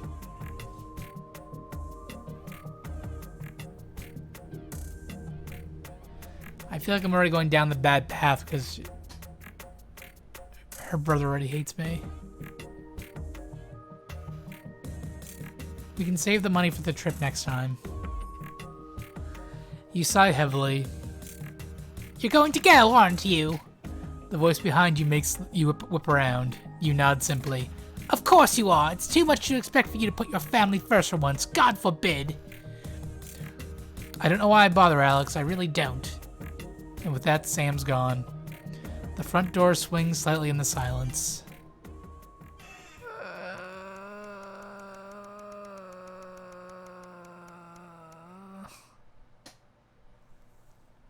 A permission slip. Okay, we're well off. Your son Charlie hovers at your elbow as you read. Do you find yourself striving to achieve? Are you an active member of the team? Do you like reaping the benefits of cooperation? Join the Advanced Go-Getters today. Forwards together. This doesn't sound like the youth club he told you about. Charlie grabs the flyer from you and thrusts a form into your hand. So I can walk there straight from school and Ben's sister can drop us home. So you won't have to do anything.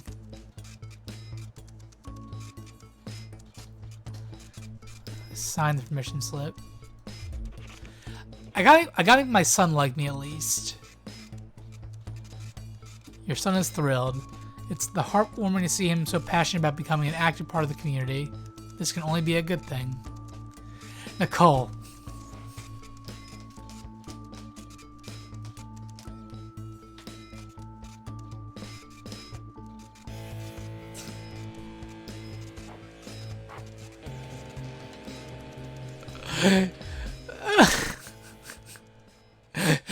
You don't understand how much these types of games and these situations stress me out.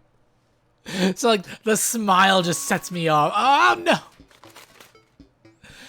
After a particularly long day at work, you come home to find the post sorted into piles, as Sam has taken to doing recently. I always do that too.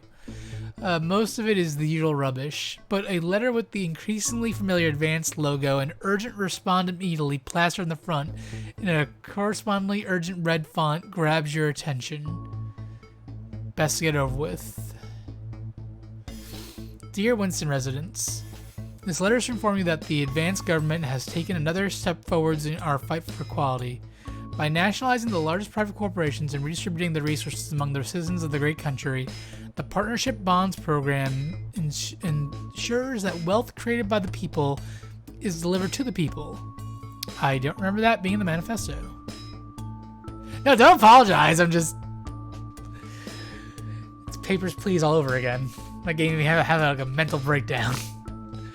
Every household will become a partner in one of 3 carefully selected institutions, chosen by the Advance for consistent high performance and financial security. Please note all returns are based on public opinion and cannot be guaranteed.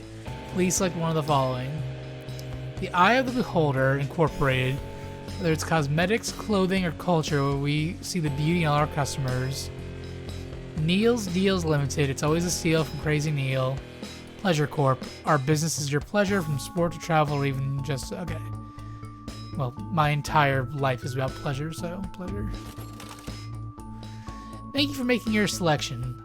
Starting to get rich. Holy shit. Please return this form using the envelope provided. You will receive a report from your partnerships in 3 to 6 working months. Oh, months. It seems even Advance can't defeat the quagmire of governmental bureaucracy. The future of this nation is partnership. Forwards together, Julia Salisbury and Peter Clement. Just how much of influence could you have?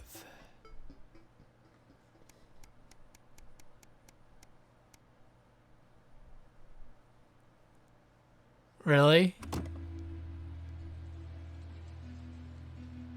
I'm playing this like mostly like if I was in the situation, but I'm also being influenced by like, hey, as this character, what am I doing? But I'm playing it kind of like I do it myself. You step out of your old car in silence. Oh no.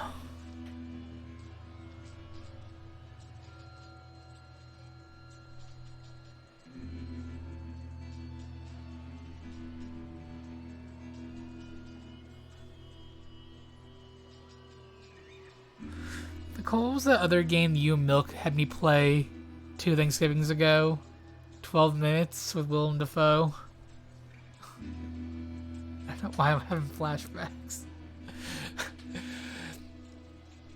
You step out of your car in silence. Sam slams the door and you wince, hoping the door won't come off its hinges. You don't say anything. Now's not the time. As you approach the front desk, you feel physically ill. The police officer asks you to wait.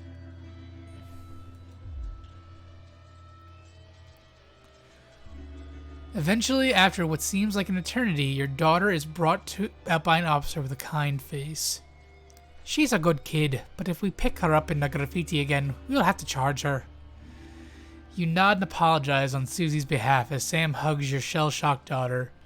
Okay, she's fine. As you shake her hand, the officer lowers her voice. Keep her away from that boy, and I think she'll be fine. In the car, you attempt to broach the subject, but Susie refuses to say a word. After a while, you give up your questions about who this boy might be and just drive. Hours later, you are staring at the ceiling, worrying. The stillness in the bedroom is the only sign that Sam is also wide awake. Who is Susie hanging out with? Why is she acting out? Neither of you are going to sleep tonight. Very advanced. Aligned with the advanced agenda. Fuck.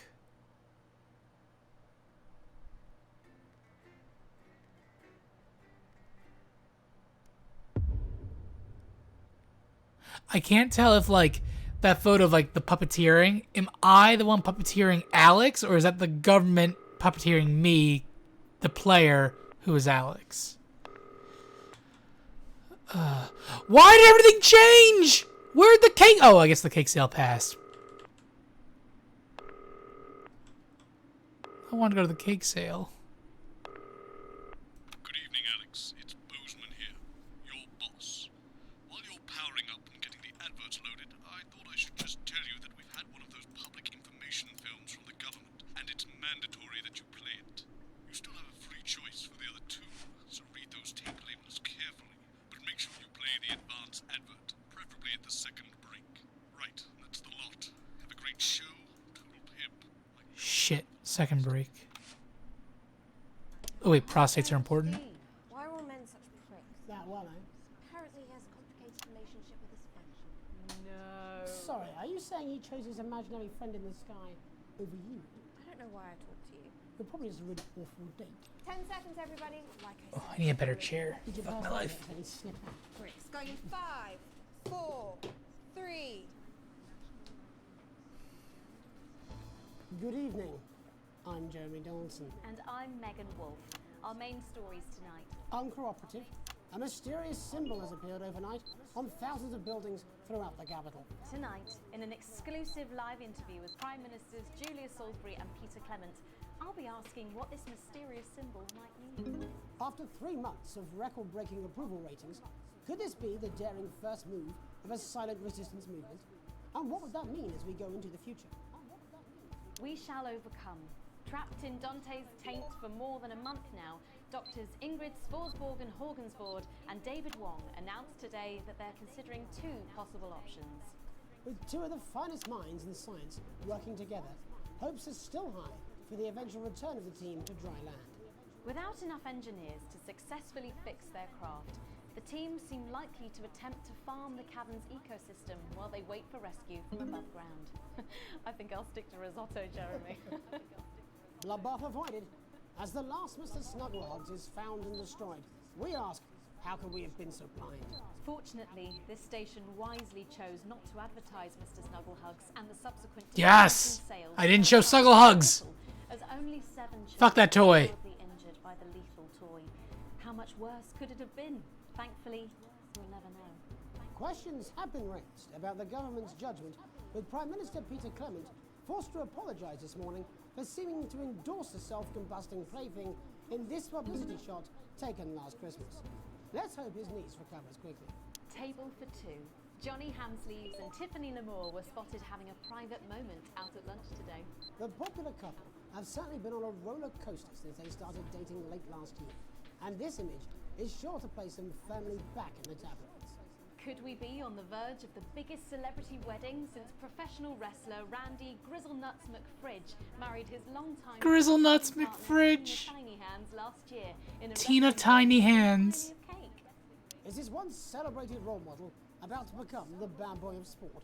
And onwards and upwards. In an attempt to put the Mr. Snugglehugs disaster behind them, Rimington's Fist CEO Sophia Rimington today announced a brand new product that already has the markets buzzing with interest. This groundbreaking product came as quite a shock when it was revealed earlier today, though its critics are skeptical that the young CEO can fulfill her promises.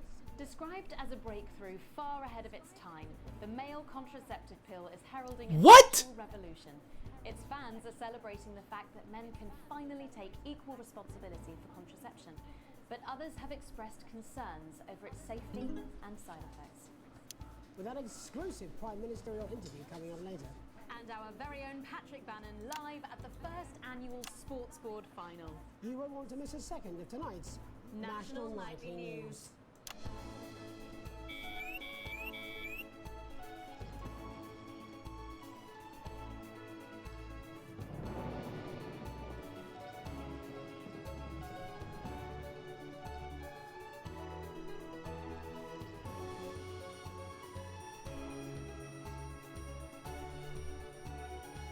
I want to see the new opening, but I'm concentrating on these lines right now. Again, I'm playing the game so I can watch the game later. First tonight, while Advance is certainly proving popular with the majority of the country, who've seen their wealth and standards of living increase considerably, for some, the transition has not been. What is happening over here? That's right, Megan. The formerly aristocratic members of our society have had to make major adjustments to come to terms with the new regime. Robin Short is in suburbia investigating rumours that these previously privileged people may be planning some kind of protest. Robin? Thanks, Meg. I like how everything's changed from red to blue now. To talk to Wentworth and Penelope Somerset Bentley, who were relocated to the house you see behind me after Advance passed the Assets and Wealth Act on their first day in office. Tell me, how are you settling into your new lives? Well, quite frankly, Robin, we're not settling in at all. Our neighbours are whitewatters. Simply untenable. I hope you'll forgive my language, but it's as steaming as a Wednesday hatch basket with too much spatting. Steady now, Penelope. Sorry, Robin, my sister's under a lot of pressure. Robin. She had to dress herself this morning and she still hasn't quite recovered, Robin. My goodness, that must have been quite a shock. She really struggles with women's, Robin. Well, at least She struggles with women's, Robin. Big house? This grubby little gaddis spatch only has one staircase. And the breakfast. What are these words? In the same bloody place. Imagine that. Having all one's grub in one room. One room, Robin. What womb, Robin? To the people that feel that your family has had it far too easy for far too long, and that these redistributions are both fair and just. I hardly think we've had it easy for Buttle's sake. Only one of our swimming pools was even heated. But realistically, what can you do? Well, you've asked the right bloody question, Robin. Thank you, Wentworth. I wasn't the youngest ever editor of the Swinstead Middle School Inquirer for no reason. I think our toilet butler was from Swinstead. Dear George. Oh, I wonder what happened to him. Daddy tried to shoot him in the buttocks and he ran off into the woods. Oh, that's probably my last happy memory, Robin. Tragic, but what can you do? We will Okay. rise and rebel. We wage war on our revolt Marriage. with righteous words and rebellious writings. Our best guess in our quest for redress is to divest our breasts and undress. Daddy! Daddy, it's Daddy! Please don't do that. We can't show this on the news. Right, you buggers! Carry ho! Tilly! Get the dog! Tilly's our mummy. She's proper cracked off too. Well, at least you are showing some shame. Free at last! Somerset Bentley, glad to meet you. See, the protest has started already. Nice sharp work, boy. Thanks, Daddy. He gets that from me, you know. And forgive me, what are you trying to achieve here? We just want to be fucking well heard, that's all. Oh, language, Penelope. Language. Sorry, Daddy. We want the world to realise we won't roll over and run away. We will revolt. We will rise again. Yes, we bloody well will. Stuff and pip pop. Did you shoot him in the ass? Well, Jeremy, Megan, as this embryonic protest movement takes one in the toxic, studio. I'm Robin Short, struggling surreptitiously in moderate hatchings. Thanks, Robin. Well, that's certainly a story we want to be keeping an eye on, eh, Megan? Speak for yourself there, Jeremy, but I've seen enough shaft work to last me a lifetime. I'm sure you have. But can a naked protest movement ever really catch on? It doesn't seem like the way we do things in this country. But as I'm sure you're aware, Jeremy, this country is becoming a very different place. Yes, but seriously, who's going to run around naked in our weather? Oh, hopefully not you, Jeremy. Yes, well, there wouldn't be enough canvas for the slogans. When we come back, our very own Patrick Bannon will be live from the Sports Board Finals. Stick around, you won't want to miss it. We'll be back after these messages. 1 minute back. Oh, sorry, I'm busting. Oh my god. She's busting? She's funny. Yes, I know. It's very endearing. She wants your job. I'm getting the hang of it a little bit. Alex, Bozeman, we're getting reports in that naked protesters might try and spoil the sports board final by waving their fleshy bits about. Try and make sure you don't broadcast it. It's 6 p.m. for God's sake. No one wants to see fannies on the news. Speak for yourself. Okay. Hide the masses.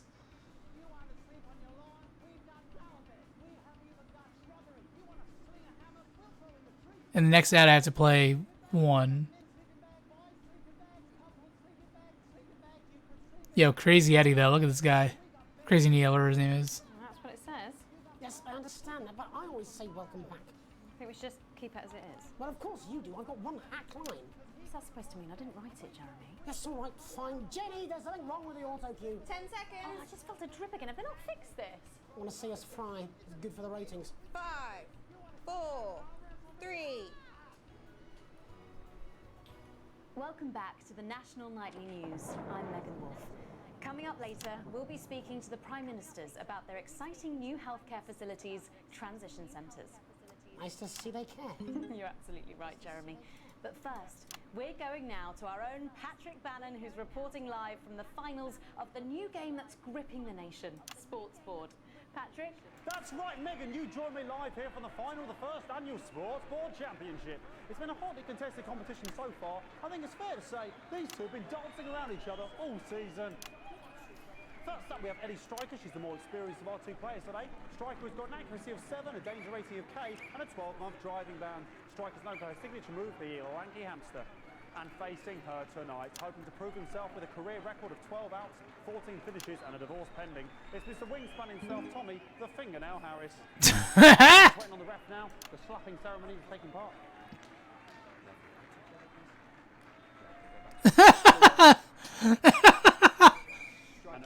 Striker, of course, first to start as she won the trivia round earlier on by some margin. Harris, perhaps the brawn and not the brain. Stupid. Eddie Striker. Nice start there from Striker. She's determined not to let the nerves show. Not after last time. What is the sport? Harris now, Tommy. Using his arm to pick up the ball. Not a bad shot. Back to Striker. This is like my level of athleticism. She's gone to sort of throwing it under her legs. Oh, that's a risky strat.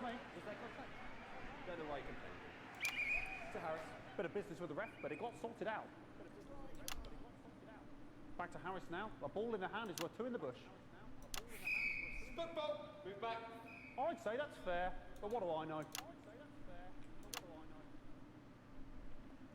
Oh! So really not Holy shit! Harris in round 1. We can only hope that round 2 treats you a bit better. But first, of course, after the argument with the ref section, it's time to change ends. Now we have the ceremonial changing of the ends.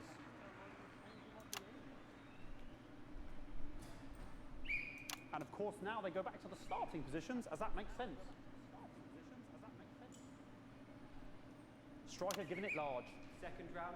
Striker giving it large. We're into round 2 now with Harris. Okay, we seem to have some sort of streaker on the pitch. Apologise if we broadcast any of that stuff. She appears to have slogans across her breasts and arse.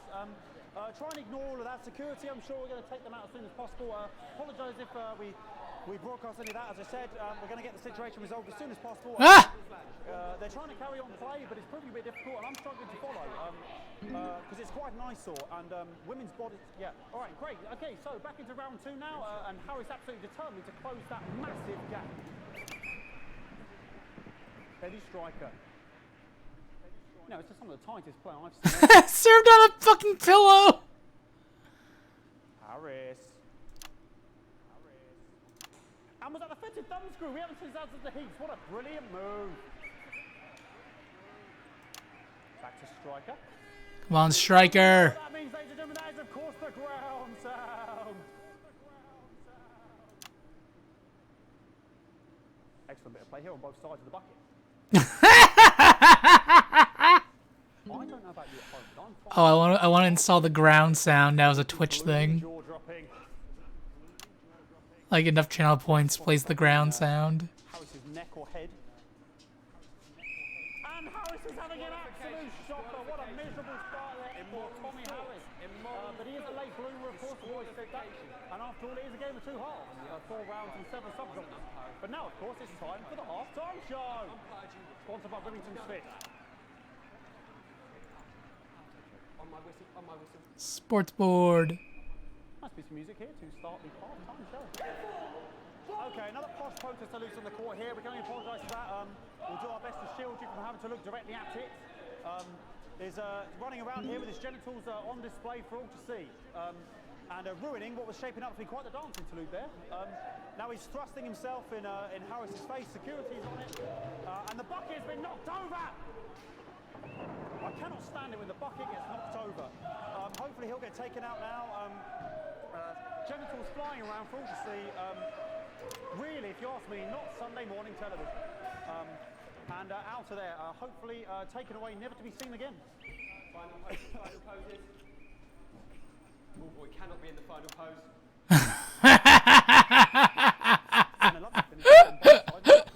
That's how I fucking pose. And as we head into round 3, I'd love to know what's going on in these 2 players' heads. Dude, this guy, I love this guy's like outfit too.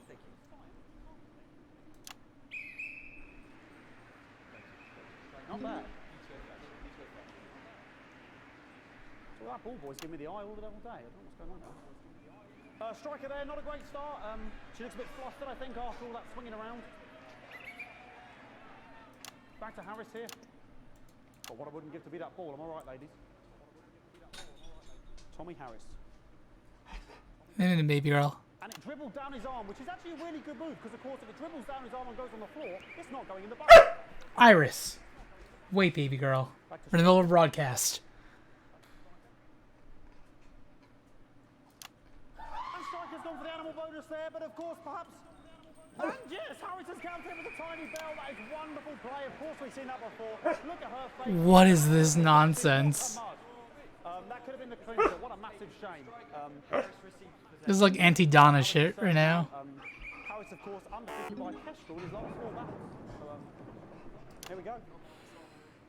Tommy Harris. That's all right. Iris, you have to wait, baby. Not bad there. He threw it quite far away from him, which is quite a good idea. Very clever there. Iris, you gotta wait. Perhaps a little contact caution from the referee, who's being, if you ask me, a little bit hard. There's a sports game going on, baby. Alright. 1 second. I gotta take her out. She's gonna keep barking. You're so demanding. You are so demanding. There's a sports ball going on. It's sports board. We're back.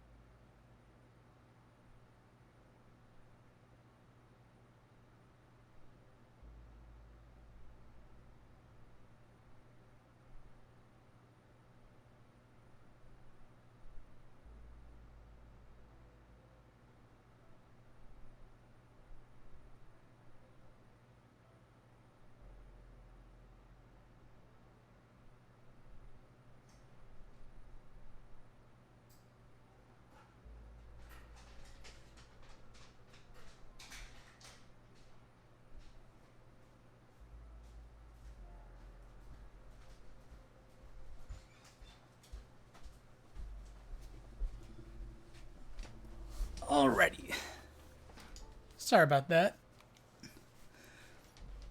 I just realized I haven't used my Be Right Back screen in forever, but like my Be Right Back screen, it's old, but it's kind of like the not for broadcast thing. Please stand by.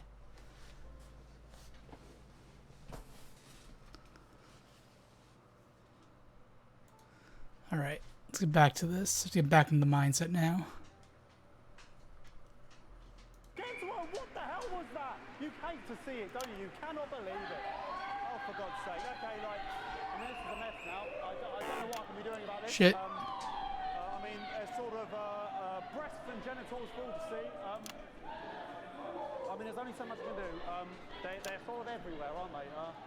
I'll try and carry on. The players are trying to carry on, but of course it's difficult because these protesters, hopefully we can get them taken off soon so we can carry on with the match. What's going on here? Oh, shit. Yes, very good. Take them away. Bloody wasters. Absolute wasters.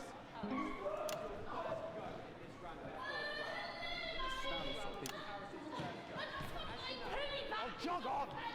This is the mine round. It's an absolute bloody... Okay, and now we're going to go into the final round.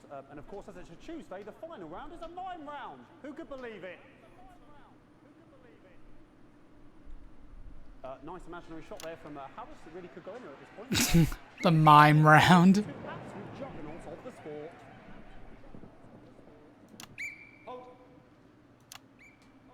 The bucket getting moved back to its proper place. About time, if you ask me. She's juggling it around from her hands. And she's put it in her mouth like as if it was an egg. And now she's spat it out. She did the egg spit. So a wonderful move there, quite late on from striker. But she's in it to win it. On it like a car. It's an illegal spit. Tommy Harris here, having a bit of beef. Diet stank. It as if it were a banana, which is an interesting move. Not sure if you have any potassium or what's going on today with Harris. And he's throwing it, and the banana was the ball! What a fantastic move there from Harris. Unfortunately, that is the end. What a pathetic, there we go, Jeremy, that is over. How can he look his 8-year-old son in the face tonight? What a lump. We just have to wait for the referee now to announce it to make sure it is all official. Contestants in, please.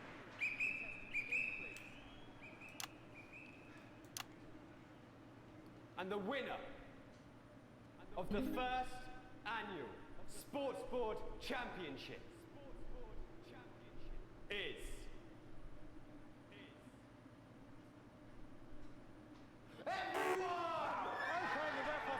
Once again, a win for everyone. What? 15th win in Sports Board Championship. That's my 15th win.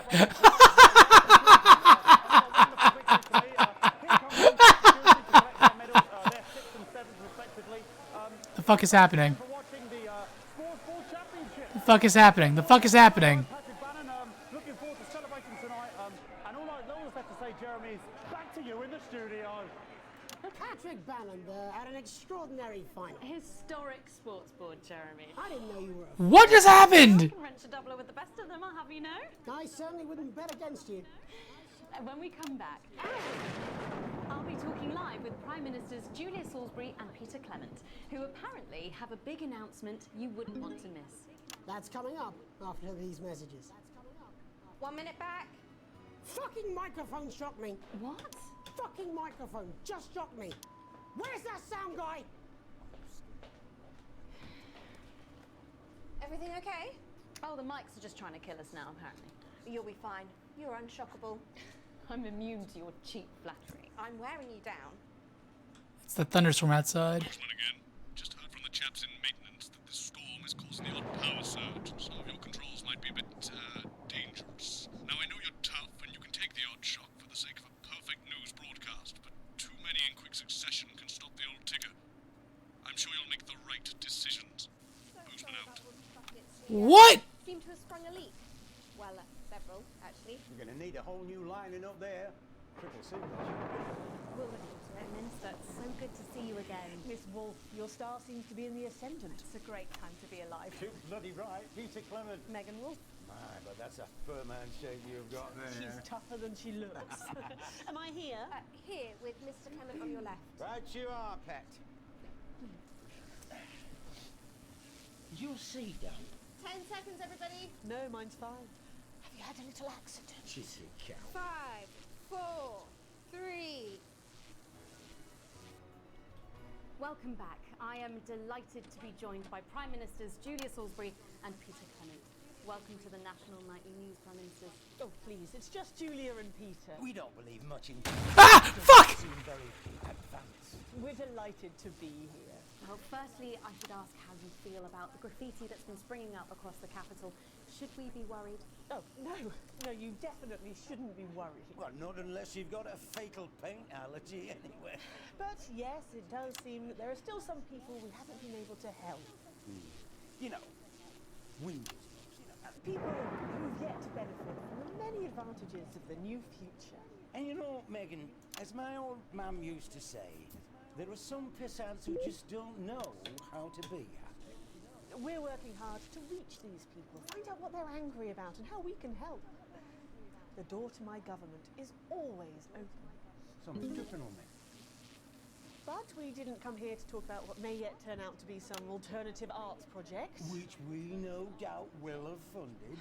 When we want to talk to the nation about something far more exciting. Yes, your office briefed us that you have an announcement to make, but they were being surprisingly secretive about it. Let me ask you a question, Megan. Okay, it's not usually how it works, but... What scares you? I mean, really scares you? It's death, Pet. She's talking about death. We're all afraid of our deaths. It's part of being human. Sorry, are you saying that advance have cured death? That'll be a vote winner. Yep, that was definitely a drop there. But while we may not have cured death, we hope we found a way to make it much less scary. And much less painful and much less expensive. Look, which is me close-up camera? Oh, there. sorry, yes, it's kind of formal. When I was 13, my mum came and got me from school. He had to go to the hospital. My granddad, he'd collapsed that morning, so we'd all to say our goodbyes. And I went in to see him. He were all frail and pale. And I was scared because I'd only seen him the week before, and he'd been fit as fiddle. And he said to me, Peter, he said, it's the right time. I don't ever want to be a burden to the people I love.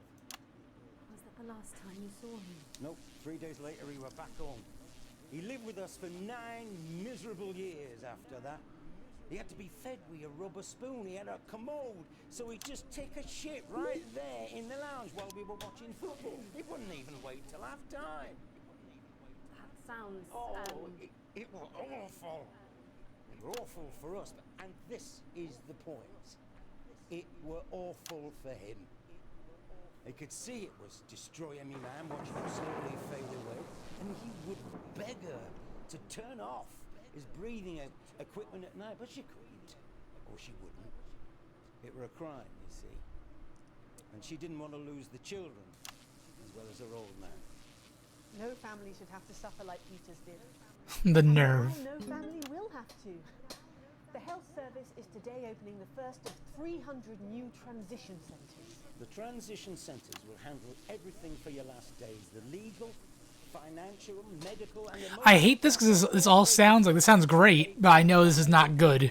So, even the poorest citizen gets to pass on with dignity when they choose.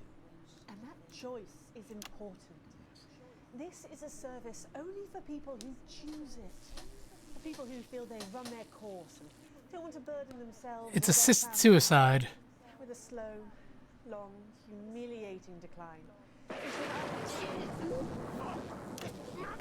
You've just given me electric shock. Are you okay?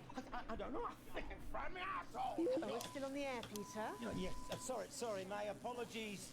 Oh. Are you not worried that this new system might be open to abuse? In what way? Sorry, I've got a shot to get. Can I get a little bit of help here, please? That the older generation might feel somewhat... Jesus, a royal face, fucker! That one was massive! Right, no, this bastard's coming off! The older generation might feel somewhat coerced. I am missing these sensors. Into spending their final days eating gourmet food and drinking fine wine and luxury spas and gardens. Look, I am perfectly capable of... with a rusty twat! Prime Minister, please watch your language.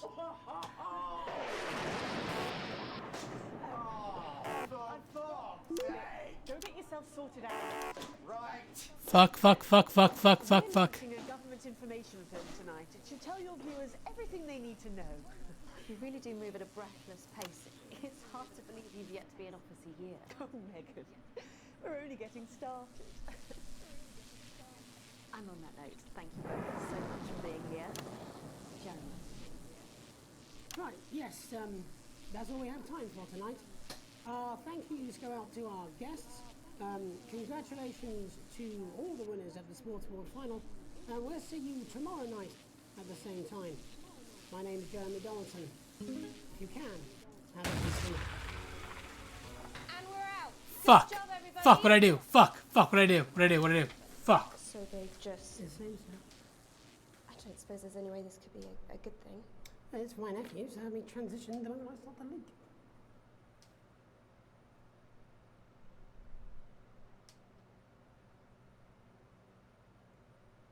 I got an E on that? Oh, fuck my life. Yeah, I fucking failed that last one. I missed like so many swears. Ah, fuck my life.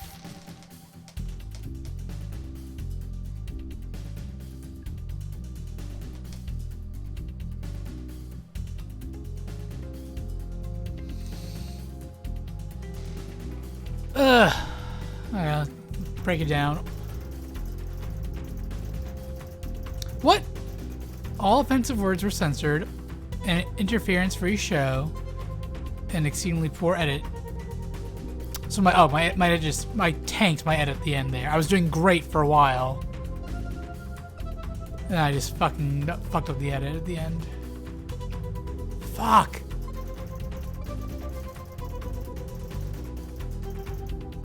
Starting to get rich. Pleasure Cruises is down. Remington's Fist is up. Makeup is down. The Crazy Guy is up. Government is doing good. This symbol is doing good. Channel 1 loves me. Okay. Like, day 1, day 8, day 153. Oh, how's it going with Steve? Why are all men such pricks? That one, eh? Apparently he has a complicated relationship with his faith. No. Sorry, are you saying he chose his imaginary friend in the sky over you? I don't know why I talk to you. You're probably just a really awful date. 10 seconds, everybody. Like I said, all of you. Did your personality accidentally slip out? Pricks. Going in 5, 4, 3. Okay.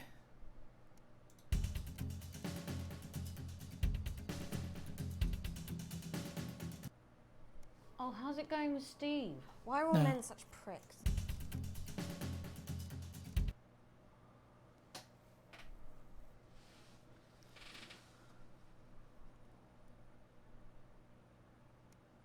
With that exclusive Prime Ministerial interview coming up later. And our very own Patrick Bannon live at the first annual Sports Board Final. You won't want to miss a second of tonight's National Nightly News. 30 seconds back. Did you feel that? I just felt a drip on my head. Makeup! Jenny, is it raining? Only in the city. It's bloody lovely in suburbia. It's never lovely in suburbia. That's true. It's a lie they all tell themselves because they're so bloody bored. I grew up in the suburbs. Really? I always assumed you'd grown up in the wild. Because I'm so fierce. Because I watched you eat. 10 seconds, everybody. Makeup! Only slightly creepy. We're going in 5, 4, 3. But first tonight, while Advance is certainly proving popular with the majority of the country, who've seen their wealth and standards of living increase considerably, for some, the transition has not been as pleasant. That's right, Megan. The formerly aristocratic members of our society have had to make major adjustments to come to terms with the new regime. Robin Short is in suburbia investigating rumours that these previously privileged people may be planning some kind of protest. Robin? Thanks, Megan. I'm here in Moderate Hatchings to talk.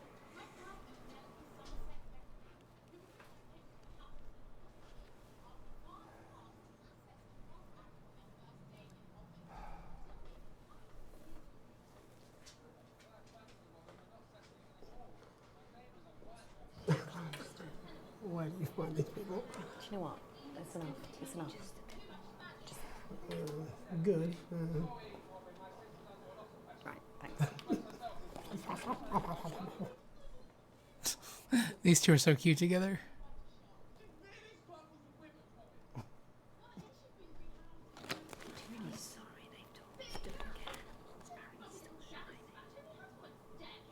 Oh, what is that, guys?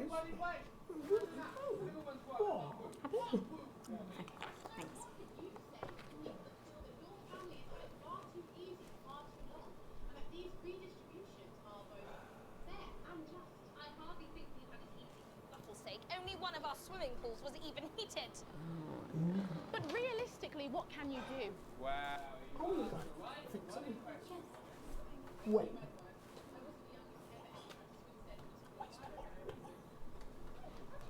There was from Swinstead. Dear George. Sail away.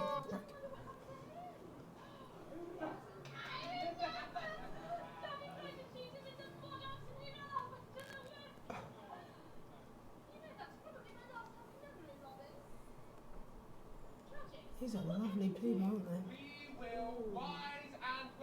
There you go. They're not really saying anything interesting this time. Just words and rebellious whiting. Our best guess in our quest for redress is to divest our breast and an undressed bear just protest. He's laughing his ass off, though. Oh, Christ, what's he doing there? Please don't do that. We can't show this on the news. Is someone coming? Yeah. Oh my god. At least you are showing some shame. Oh, who's this?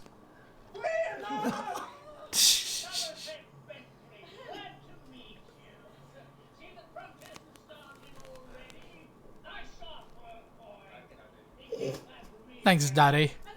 And forgive me, what are you trying to achieve here? We just want to be fudging well heard, that's all. Language, Penelope. We are nude, not rude. We are nude, not rude. We won't roll over and run away. We will revolt. We will rise again. Yes, we bloody well will. Oh. They shot him in the ass. Surely we're We're going to gonna come come back. back. We're gonna come back. Jeremy, Megan, as this embryonic protest movement takes place. It's back here in the studio. I'm Robin Short, struggling surreptitiously in Moderate Hatchings. Thanks, Robin. Well, that's certainly a story we want to be keeping an eye on, eh, Megan? Speak for yourself there, Jeremy, but I've seen enough shaft work to last me a lifetime. I'm sure you have. But can a naked protest movement ever really catch on? It doesn't seem like the way we do things in this country. It reminds you of As I'm Anchorman a little sure bit you're aware, now. Jeremy, this country is becoming a very different place. Yes, but seriously, who's going to run around naked in our weather? Oh, hopefully not you, Jeremy. Yes, well, there wouldn't be enough canvas for the slogans. Oh my god. When we come back, our very own Patrick Bannon will be live from the Sports Board Finals. Stick around, you won't want to miss it. We'll be back after these messages. 1 minute back. Oh, sorry, I'm busting. Oh! What does she mean she's busting? She's funny. Yes, I know. I think it's very endearing. She wants your job. She's welcome to it. Why is it raining on my desk? Alrighty. Nicole, is the sports board one worth going through again? This one just seemed to like it was like silly, but is it worth going through again?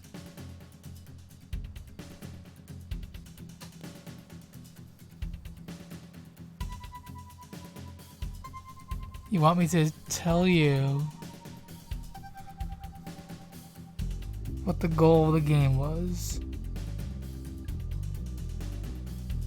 to get the ping pong ball in the bucket, right?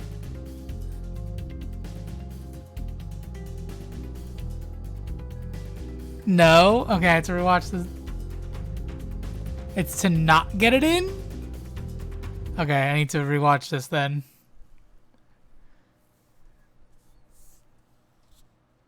Like, I remember the part he put it on his elbow and it rolled down his arm. Like, oh, it dribbled off his elbow and touched the floor. And the guy's like, that's a good thing. I thought it was like an obscure rule. I didn't realize that was the entire goal for the entire thing. Well, that's what it says. Yes, I understand that, but I always say welcome back. I think we should just keep it as it is. Well, of course you do. I've got one hack line. What's that supposed to mean? I didn't write it, Jeremy. That's all right, fine. Jenny, there's something wrong with the auto cue. 10 seconds. Oh, I just felt a drip again. Have they not fixed this? I want to see us fry. It's good for the ratings. 5, 4, 3. Welcome back to the National Nightly News. I'm Megan Wolfe. Coming up later, we'll be speaking to the Prime Ministers about their exciting new healthcare facilities, transition centres. Nice to see they care. Wasting away in the chair. But, you know, while I'm covering this bullshit, I mean, a real waste of my talents. You know, I could put a tie on, I could look a bit scruffy, I could sit in the chair myself, but no, I'm here, reporting on the same old crap. That's right, Megan, you joined me live here for the final He turned on immediately. So far, I think it's fair to say these two have been dancing around each other all season. First up, we have Eddie Striker. She's the more experienced of our two players today. Striker has got an accuracy of 7, a danger rating of K, and a 12-month driving ban. Striker's known for her signature move, the lanky hamster. And facing her tonight, hoping to prove himself with a career record of 12 outs, 14 finishes, and a divorce pending. It's Mr. Wingspan himself. And a divorce pending. Just waiting on the ref now. The slapping ceremony is taking part. The slapping ceremony. Like, this entire thing feels like an anti-Donna sketch, this part. She won the trivia round earlier on by some margin. Harris, perhaps the brawn and not the brain. Stupid. Why is she, like, so sweaty just on her chest?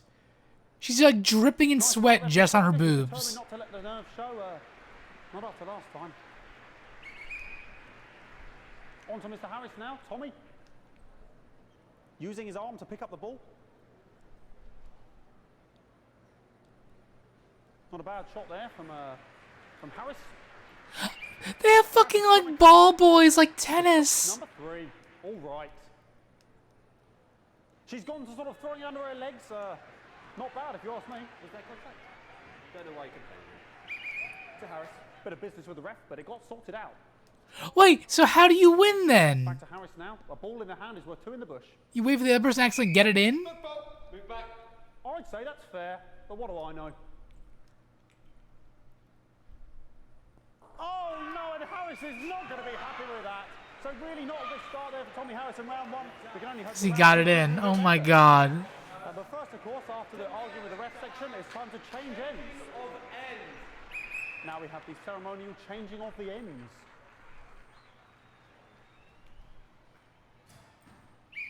And of course, now they go back to the starting positions, as that makes sense.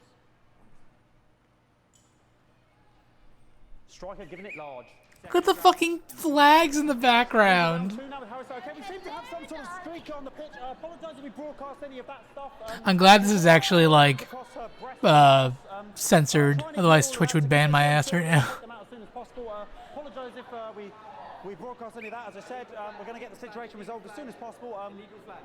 They're trying to carry on play, but it's proving a bit difficult, and I'm struggling to follow because it's quite an eyesore, and women's body. Yeah. All right. Great. Okay. So it's quite an eyesore in women's bodies. Yeah. Massive gap. Eddie Striker. No, it's just some of the tightest play I've seen ever. Harris. And was that the fitted thumb screw? We haven't seen that since the Heats. What a brilliant move. I really want to know how much of this was scripted and how much of this was improv. We know what that means, ladies and gentlemen. That is, of course, the ground sound. The fucking ref. Here on both sides of the bucket. It's all scripted. It feels like improv. I don't know about you at home, but I'm finding the technical mastering display here absolutely blooming jaw-dropping.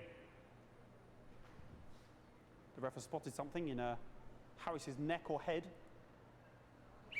And Harris is having an absolute shocker. What a miserable start there for Tommy Harris. But he is a late bloomer, of course, I've always said that. And after all, it is a game of two halves. 4 rounds and 7 subgenres. But now, of course, it's time for the half-time show. Sponsored by Remington Smith. On my whistle, on my whistle. The crazy thing is they probably had to do all these in one take. Okay, another posh protester loose on the court here. We can only apologise for that. We'll do our best to shield you from having to look directly at it. Is running around here with his genitals on display for all to see. Give us our cash back. Give us our cash back. Now he's thrusting himself in Harris's face. Security's on it. And the bucket has been knocked over. I cannot stand it. God, Nicole, can we make something like this? Hopefully he'll get taken out now. We could do this. We could make a project like this, couldn't we? We're funny enough. We could do this. And out of there, hopefully taken away, never to be seen again. Final poses, final poses. Ball boy cannot be in the final pose. And a lovely finish there on both sides of the bucket. I wouldn't like to call that. We could try. And as we head into round 3, I'd love to know what's going on in these two players' heads. But unfortunately, because of science, we can't. Thank you, thank you, thank you. This is a live-action version of the Undercooked podcast. Not bad. So that ball boy's giving me the eye all day. I don't know what's going on there. Striker there, not a great start. She looks a bit flustered, I think, after all that swinging around. But she didn't get it in. They said not a great start. Because it was too. Because she hit the bucket and she should be further from the bucket. Tommy Harris. And it dribbled down his It arm. dribbled down his arm. Because of course, if it dribbles down his arm and goes on the floor, it's not going in the bucket. Back to striker.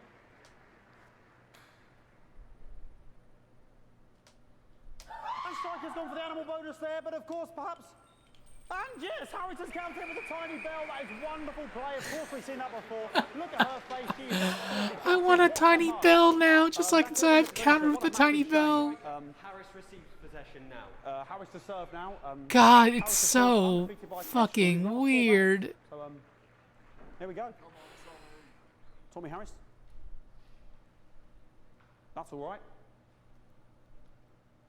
Not bad there. He threw it quite far away from him, which is quite a good idea. Very clever there. There's the guy's running for the ping pong ball, too. The referee, who's being, if you ask me, a little bit harsh. Ellie Striker. And she's let the nerves get to her. What the hell was that? You hate to see it, don't you? You cannot believe it. Oh, for God's sake. Okay, like, I mean, this is a mess now. I don't know what I can be doing about this. I mean, there's sort of breasts and genitals for all to see. I mean, there's only so much I can do. I give credit to these actors for doing this. All right, I'll try and carry on. The players are trying to carry on, but of course it's difficult because these protesters, hopefully we can get them taken off soon so we can carry on with the match. Oh, piss off. Okay, some nonsense is going on here. Yes, yes. We want our money. Yes, very good. Take them away. Bloody wasters, absolute wasters.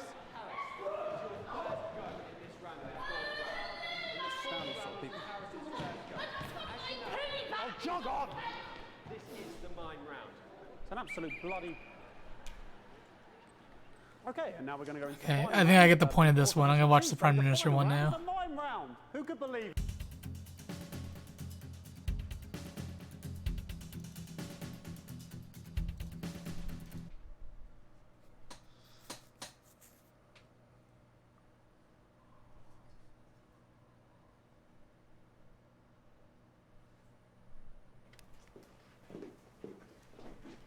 So sorry about all these buckets. We seem to have sprung a leak. Well, several, actually. You're going to need a whole new lining up there. Triple sealed, I shouldn't wonder. We'll look into it. Minister, it's so good to see you again. Miss Wolfe, your star seems to be in the ascendant. It's a great time to be alive. Too bloody right, Peter Clement. Megan Wolfe. My, but that's a firm handshake you've got there. She's tougher than she looks. She's on the rise. Am I here? Here, with Mr. Clement on your left. Right you are, pet. Is your sea damp? 10 seconds, everybody. No, mine's fine. Have you had a little accident? Cheeky cow. 5, 4, 3. Welcome back. I am delighted to be joined by Prime Ministers Julia Salisbury and Peter Clement. Welcome to the National Nightly News, Prime Ministers. Oh, please, it's just Julia and Peter. We don't believe much in titles. It doesn't seem very advanced. We're delighted to be here. Well, firstly, I should ask how you feel about the graffiti that's been springing up across the capital. Should we be worried? Oh, no. My No, daughter's in the you graffiti. shouldn't be worried. Well, not unless you've got a fatal paint allergy anyway. But yes, it does seem that there are still some people we haven't been able to help. You know, whingers mostly. People who've yet to benefit from the many advantages of the new future. And you know, Megan, as my old mum used to say, there are some pissants who just don't know how to be happy. We're working hard to reach these people, find out what they're angry about and how we can help. You took The their door money. to my government is always open. Someone's dripping on me. But we didn't come here to talk about what may yet turn out to be some alternative arts project. Which we no doubt will have funded. When we want to talk to the nation about something far more exciting. Yes, your office briefed us that you have an announcement to make, but they were being surprisingly secretive about it. Let me ask you a question, Megan. Oh, okay, it's not usually how it works, but... What scares you? I mean, really scares you? It's death, Pet. She's talking about death. We're all afraid of our deaths. It's part of being human. Sorry, are you saying that Advance have cured death? That'll be a vote winner. Yep, that was definitely a drop there. But while we may not have I love cured this old death, guy. we hope we found a way to make it much less scary. And much less painful and much less expensive. Look, which is me close-up camera, Oh, Pet? sorry, yes, it's camera 4 right there. When I was 13, me mum came and got me from school. He had to go to the hospital. Me granddad, he'd collapsed that morning, so we'd all to say our goodbyes. And I went in to see him. He were all frail and pale. And I was scared because I'd only seen him the week before, and he'd been fit as fiddle. And he said to me, Petey, he said, it's the right time. I don't ever want to be a burden to the people I love. Was that the last time you saw him? Nope. 3 days later, he were back home. He lived with us for 9 miserable years after that. He had to be fed with a rubber spoon. He had a commode, so he'd just take a shit right there in the lounge while we were watching football. He wouldn't even wait till half-time. Sounds... It was awful. It were awful for us, and this is the point. It were awful for him. He could see it was destroying me, man, watching him slowly fade away. And he would beg her to turn off his breathing equipment at night, but she couldn't. Or she wouldn't. It were a crime, you see. And she didn't want to lose the children, as well as her old man. No family should have to suffer like Peter's did. And now no family will have to. The health service is today opening the first of 300 new transition centres. The transition centres will handle everything for your last days. The legal, financial, medical and emotional costs are all catered for and paid for by the government. So even the poorest citizen gets to pass on with dignity when they choose. And that choice is important. Yes. This is a service only for people who choose it. For people who feel they've run their course and don't want to burden themselves or their families with a slow, long, humiliating decline into an undignified... Jesus fuck! This microphone pack has just given me an electric shock! Are you okay? I don't know, I think it fried my asshole! Oh, we're still on the air, Peter. No, yes, sorry, my apologies all. Are you not worried that this new system might be open to abuse? In what way? Well, Shit nuts! Sorry, I got zapped again. Can I get a little bit of help here, please? that the older generation might feel somewhat... Jesus, a Rochelle face fucker! That one was massive! She's laughing. That the older generation might feel somewhat coerced. Coerced into spending their final days eating gourmet food and drinking fine wine and luxury spas and gardens. Look, I am perfectly capable of... Oh, fuck! My grandmother with a rusty twat! Prime Minister, please for fuck's sake! Go get yourself sorted out. Right. We're launching a government information film tonight. It should tell your viewers everything they need to know. You really do move at a breathless pace. It's hard to believe you've yet to be in office a year. Oh, Megan, we're only getting started. And on that note, thank you both so much for being here. Jeremy. Right, yes, that's all we have time for tonight. Our thank yous go out to our guests.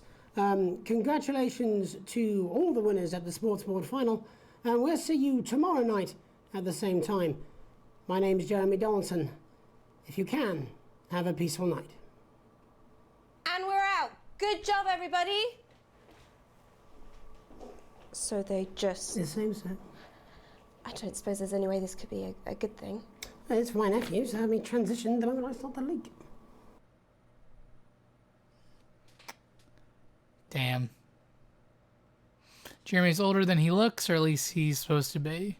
Oh yeah, he's got that. The fact that he has nephews, I got that from the context.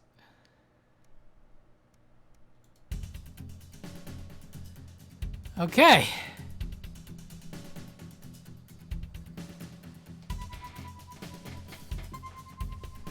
Oh my god. Real quick. It's just so good.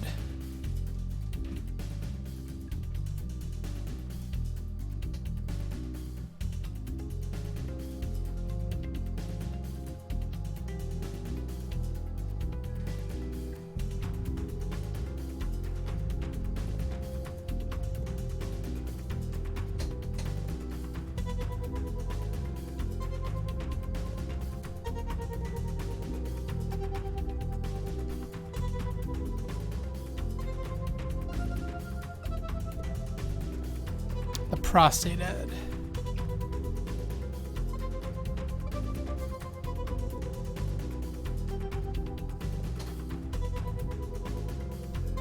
If someone during the pandemic? Oh geez. Check your prostate.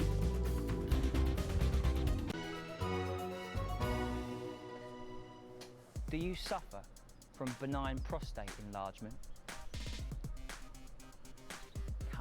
I'm Tommy the Fingernail Harris. Oh my god, it's the guy from the sports. I've got it all. 4 world championships, 2 cars, a bidet, and an enlarged prostate gland.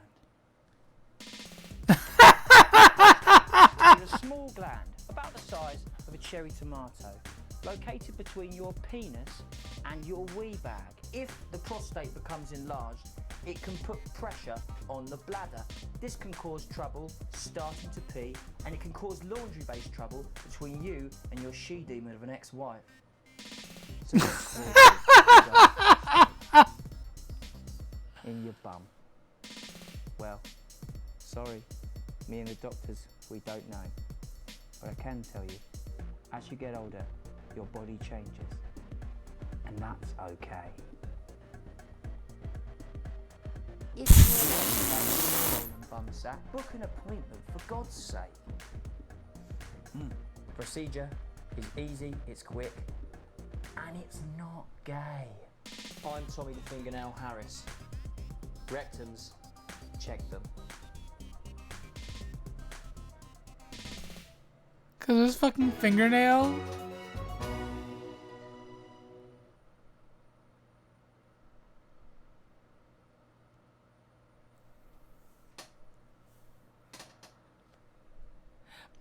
At some point, I want to go through. I want to watch all the ads, like towards like the end of the game. I want to go through all the ads because I feel like all the these are all. There's no repeats here. These are all new ads every time, pretty much.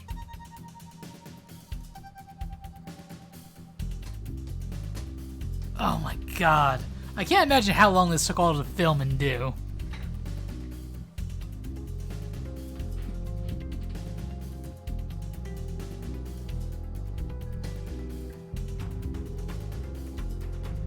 They started in 2017.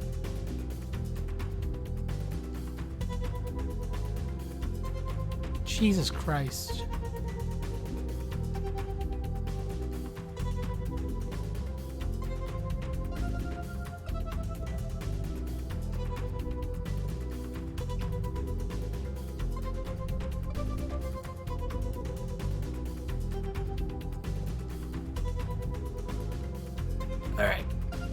I can do one more for it to get going. Let's do one more.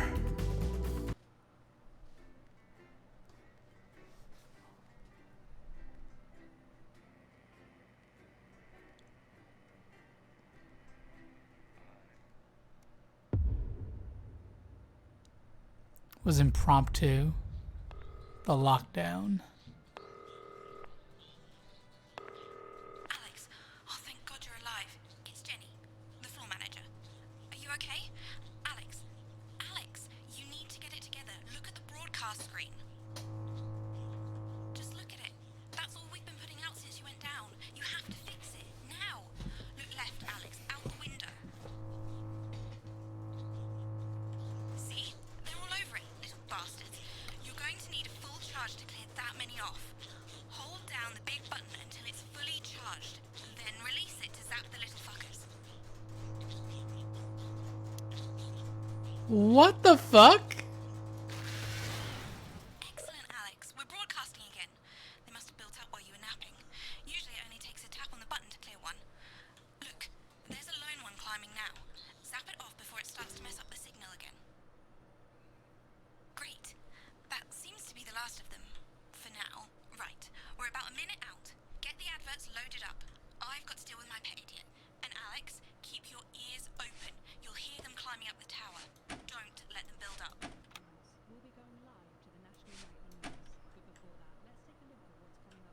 This has no credibility, Jenny. No professionalism. Oh my god, look how different he looks. It's not a mess. Everything is where it should be. It's ramshackle and characterful, and I'd expect you to know the difference. Of course Megan's place looked lovely, but I can't see it, can I? Thanks, Jenny. How's lock-in with the boyfriend going? Decided to take his chances on the wild streets, eh? Rather than endure another romantic comedy. Jeremy, Jenny says your hair looks stupid. Yes, I can hear her. She says she's not talking to you. Yes, I know, I can hear her. Shall I count us in? In sizes. Make And it so. tonight. Okay, 10 seconds. Break a leg, everyone. Preferably a furry one. 5, 4, 3... Good evening, I'm Jeremy Donaldson. And I'm Megan Wolfe. Our main stories tonight. Snugglefucked? It's been almost 5 weeks since all the Mrs. Snugglehugs toys woke up simultaneously in factories worldwide and began searching for their husbands. The Mr. Snugglehugs were so short-sightedly destroyed. And now, as this photograph suggests, they may be changing tactics. Built to surprisingly traditional gender stereotypes, the Mrs. Snugglehugs have been arming themselves with a variety of household implements. All the more reason to make sure that cat flap is taped up good and tight. Armed with blunt weapons, the Mrs. Snugglehugs are only ankle height and therefore able to be kicked away easily by young, healthy individuals.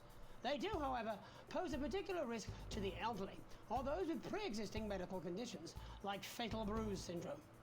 Going stir-crazy, with no signs of Mrs. Snugglehug's batteries running out and the government lockdown now in its 31st day, domestic relationships across the country are taking some unexpected turns. Dramatic reports are beginning to emerge of uncharacteristically bold behaviour in homes across the country. And we're not talking about the model planes that occupy so much time in the Donaldson household. In response to a nationwide lack of toilet paper, which was of course raided by the Mrs. Snugglehugs to construct their vast hives, many of the nation's adults have turned to a more childish solution. This is one of them spooky games. I'm not ready for a jump scare. No, it's not spooky.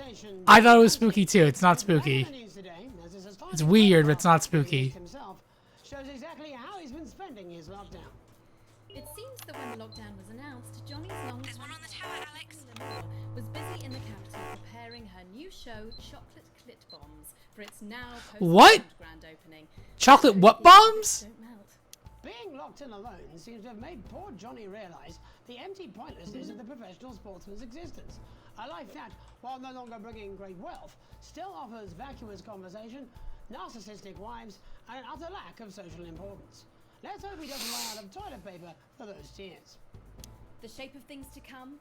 In their own version of a lockdown for more than 45 years now, the descendants of Doctors David Wong and Ingrid Sporsborgen Horgensvoord and their unfortunate they managed to get a personal statement to the surface using flagellized imaging equipment. Many of the Svorsborg and Horgans brood, as they've come to be known, have certainly captured the public imagination, with a recent vote naming Helvetica Svorsborg and Wongensford the most likely That last name is perfect. With a little update from Dante's Taint. This year's going to be our Dante's best ever Taint. harvest, and autumn's just 2 weeks They still keep going back to Dante's Taint. At least that's what we think. There's no real day or night down here, and all the clocks broke a long time ago. But if our calculations are right, we think that for you up there, it is Wednesday, the 40/12th of January, or as you call it, Pissmouth Day. Good old Pissmouth Day. Boxing Day for a bit out. So happy Pissmouth. I hope you get all the presents you asked for left under the Pissmouth fee. I'm hoping to complete. You can't say piss? See you in September. Helvetica out. It's hard to believe they've been down there so long now. But as everyone knows, time moves differently underwater, Jeremy. That's why goldfish are so stupid. That's right. And as anyone will tell you, the deeper the bowl, the thicker the goldfish. There's no denying the logic of that. Class war, a worrying turn today for the formerly rich as ever more punishing measures are announced, Alex. With the country becoming ever more hostile to the previously wealthy, those who managed to skip the country must be very grateful to the people who help them right now. This program has received reports of rich relatives on the run actually being filled with helium and released into the stratosphere. If those rich bastards think they're above the rest of us, why not give What is happening? Nicole, it's got like a lot weirder, like really fast. To governments around the world, Advance HQ released a curious statement this afternoon. In the accompanying release, they asked us to stress that they have been listening and that this should be taken as a response to how the people really feel. We've certainly done our bit on this show to contribute to the political climate. But let's not forget, how we behave in our home lives is what really matters. Let's hope it's not just me who filled out that questionnaire, Jeremy, or we're all in trouble. Let's play that statement. Good evening. In these difficult times, it's important that we all feel united, that we're all in this together. And for a short time, we must bear significant change. To help myself come to terms with these tough but transitory times, I've written a list of things that are just as temporary as all of this discomfort. I thought it would be helpful to share my list with all of you. Christmas with the in-laws. Your child's school play. Youth. Beauty. That phase you still don't talk about. Yeah, we don't talk about that phase. Your husband's hairline. Your waistline. Your term in office. Does the fan not work? Your fleeting lifetime. There we go. And all of human endeavour. I hope my relatable list has allowed you to find reassurance. To know that just as these things pass us by, so too will this crisis. Together we will endure, as we always have. Thank you. Delectable stuff. Later tonight, Jeremy will be catching up with brave roving reporter Patrick Bannon, while I check in with two friends of the programme who find themselves stranded at opposite ends of the country. And then, in part 3, there's going to be a quiz. Presumably because there's nothing more important going on that you might like to report on if you were, say, a news program.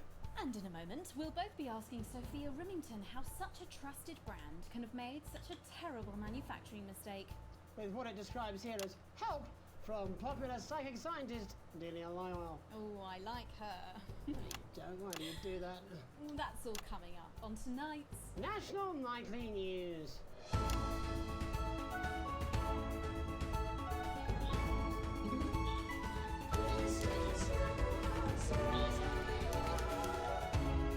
Oh my god. It's like Furbies.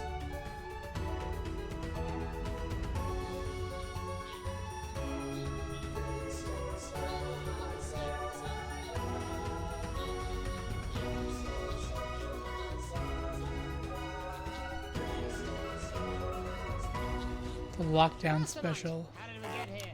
Where are we going? And most importantly, who's to blame? Joining us from her ranch in Arlingsfield, Milkirky is the CEO of Remington's Fist. internationally respected business Svengali, Sophia Remington. Thank you for having me, Megan. I'm a huge fan of your work. And from a crystal healing laboratory, what I assume is a garage in Upper Lowington, inexplicably renowned psychic scientist, Dr. Delia Lywell. Thank you for being here. Thank you for having us. Sorry, us? Myself and the eminent professors. Is that what you call the voices in your head? The voice seem to attract dead scientists. I don't really know why. The money?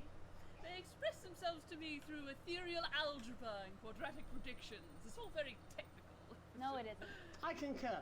Miss Remington, the entire Snuggle Hugs range will surely go down as the biggest public relations disaster in history, won't it? Well, of course, that's one world record we would never have sought to claim. What can you say at a time like this? There is only one thing that can be said. I'm sorry. We're sorry. From everyone here at Remington's Fist, but especially the dedicated inventors and world-beating engineers at Rimming Toys, we are deeply, deeply sorry. Who could have predicted that letting a child's toy learn how to love? No, I got that they made the snuggle hugs. I get that. Mary Shelley? We see you, Sophia Remington. You are preening by a metal vessel, and where you venture, you will see neither land nor sky. Is that supposed to be the future? Only the past is concrete. I remember being a child in my grandpa's workshop when he made the first dancing hangman toy. He put it by my bed, and when I couldn't sleep, I'd wind it up and let it go, and I'd watch that happy little executioner just wiggle and wave his tiny noose and dance before my eyes. Grandpa sold thousands of them, on the quiet, obviously.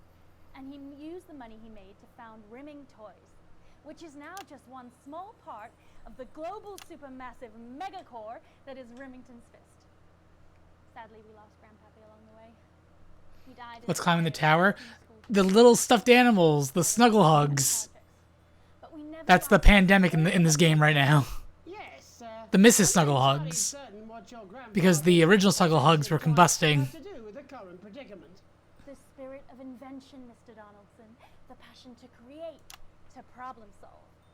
And that is why I'm here today, to tell you about a brand new product we're launching simultaneously around the world from midnight tonight. We said science! Science! We hear its song on the breeze, its breath on the wind, its far. You also haven't played it? I never even heard about it until Nicole told me about it. Don't keep us in suspense any longer.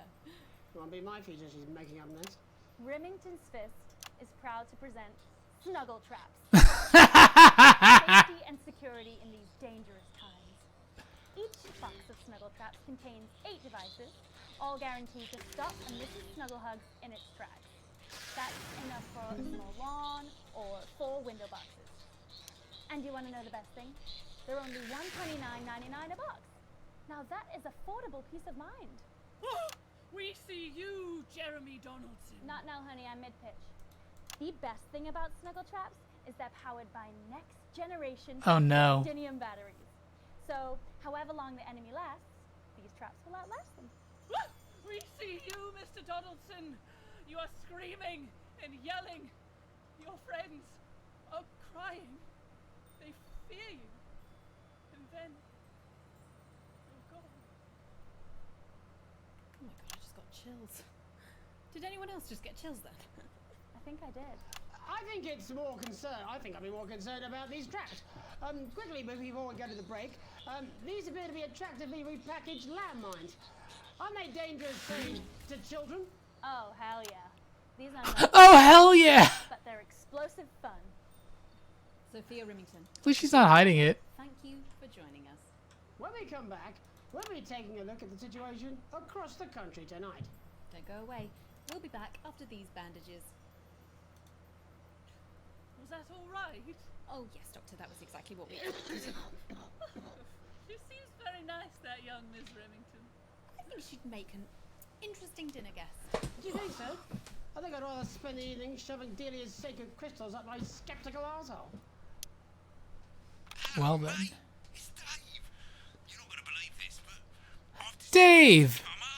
Listen, I'll call you back at the next break and we can talk about how I get me job back. Cheers, Alex. You're not getting your job back.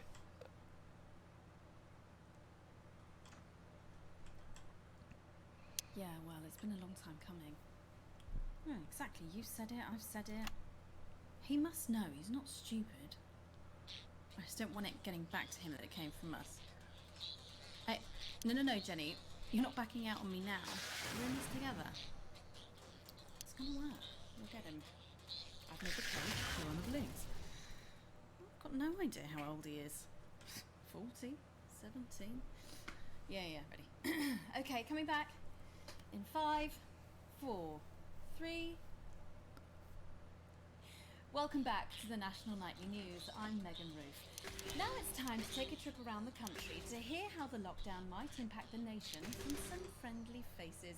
Joining me are respected academic Katie Brightman and author of Alan James's Kites, Alan James. Thank you for joining me. It's a pleasure. Thanks for having me, Megan. Thanks, Megan. It really is a pleasure, Katie. I enjoyed our little heated encounter. I wish I could say the same. So first off, Katie, how are you coping? I'm holding up okay. The lockdown directive was so sudden that, like many people, I haven't been able to get home. Oh no, what happened? I was staying at a hotel after an international policy convention, and we had a particularly heavy night out. You know what economists are like. Notoriously hate splitting the bill. And I overslept, and as you can imagine, I've been here ever since.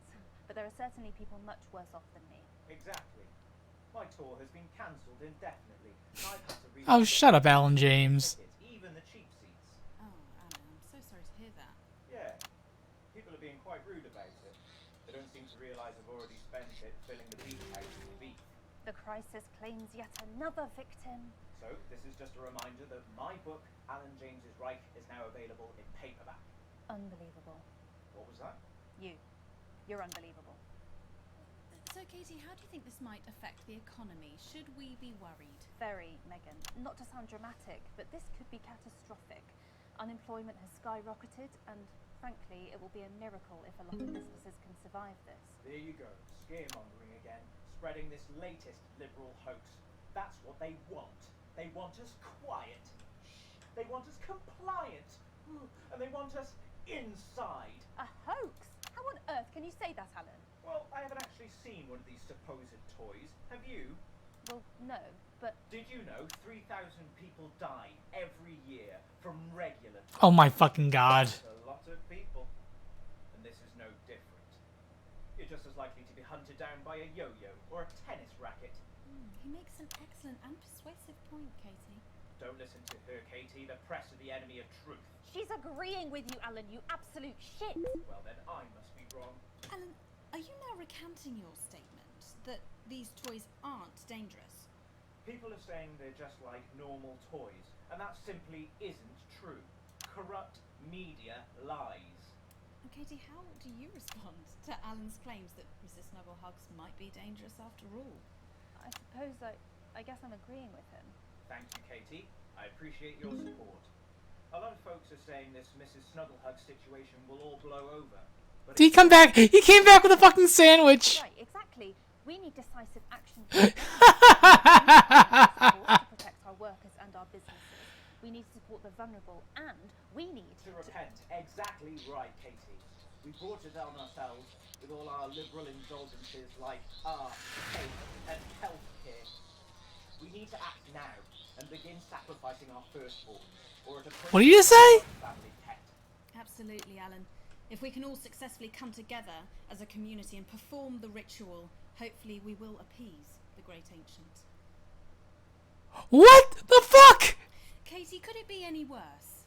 Luckily, over the past few years under Advance, they've invested heavily into health.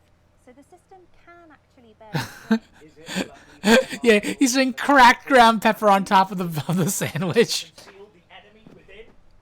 Will you just stop? Wait, are they in the same place? Global alliance of fish people are amassing an army. They're in the same place!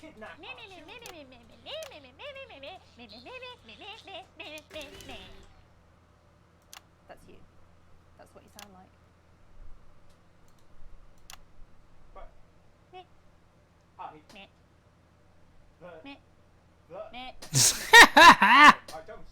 They're a couple, aren't they? They're a fucking couple and they're shagged up together.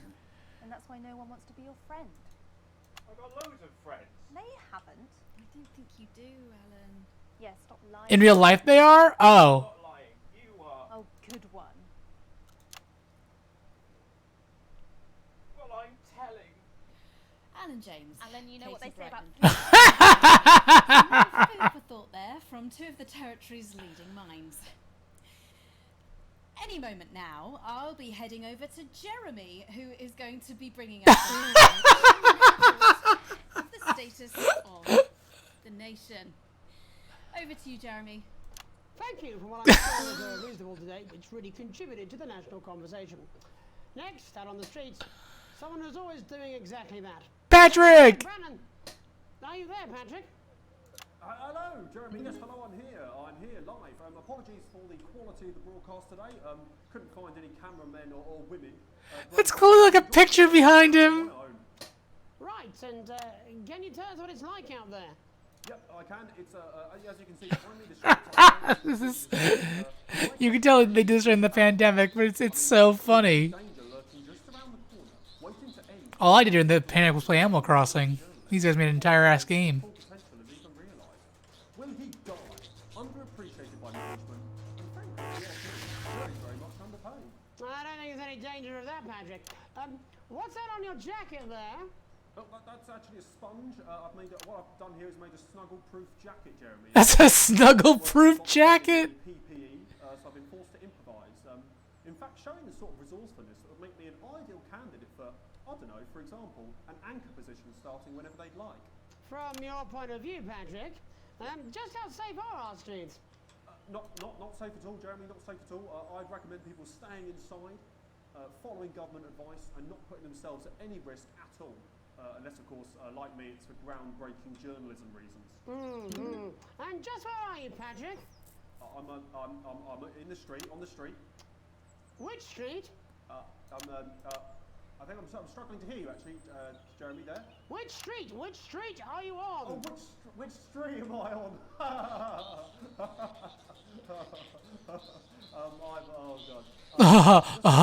God. Bannon Avenue. Bannon Avenue? Yep. Bannon Avenue. Yeah, no, I can hear you fine. Yeah, I'm on Bannon Avenue. Like Patrick Bannon? Oh yeah, that is like, that's strange. That's a weird sign. I don't know what's going on there. Where are you? I am not doing good this round. Alright, fine. I'm not on Bannon Avenue. I'm at home, to be honest. Alright, fine. Well, I'm in my bathroom. It's terrible out there. I don't want to go outside. They're everywhere. I thought they were going to commit to the bit. I don't expect any less of you, Patrick. Can you hear that sound? I can, yes. I'm no expert, Patrick, but it sounds unmistakably like a tiny fist tapping on your door there. Oh, fuck, it does. Oh, fuck, Jeremy, shit, no! Oh, bollocks. Perhaps there's a small queue of tiny fists, each wielding a different gendered household implement, ready to bash in the heads of lying little roving reporters.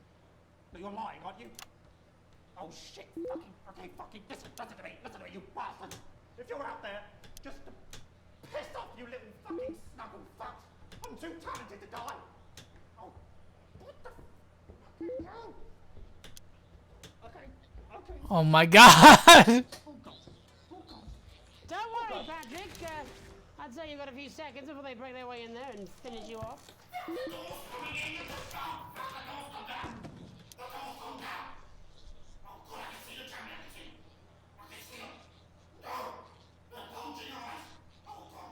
What do you see, Patrick? Oh my God!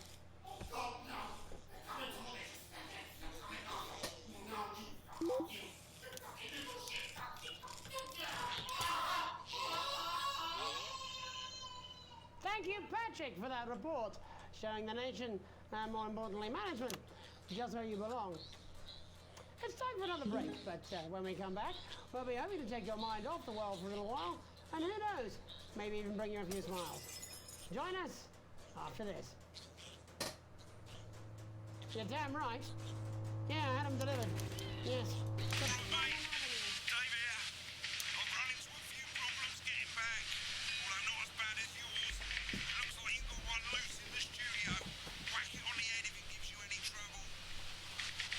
Wait, there's one in the studio? What's with the sun?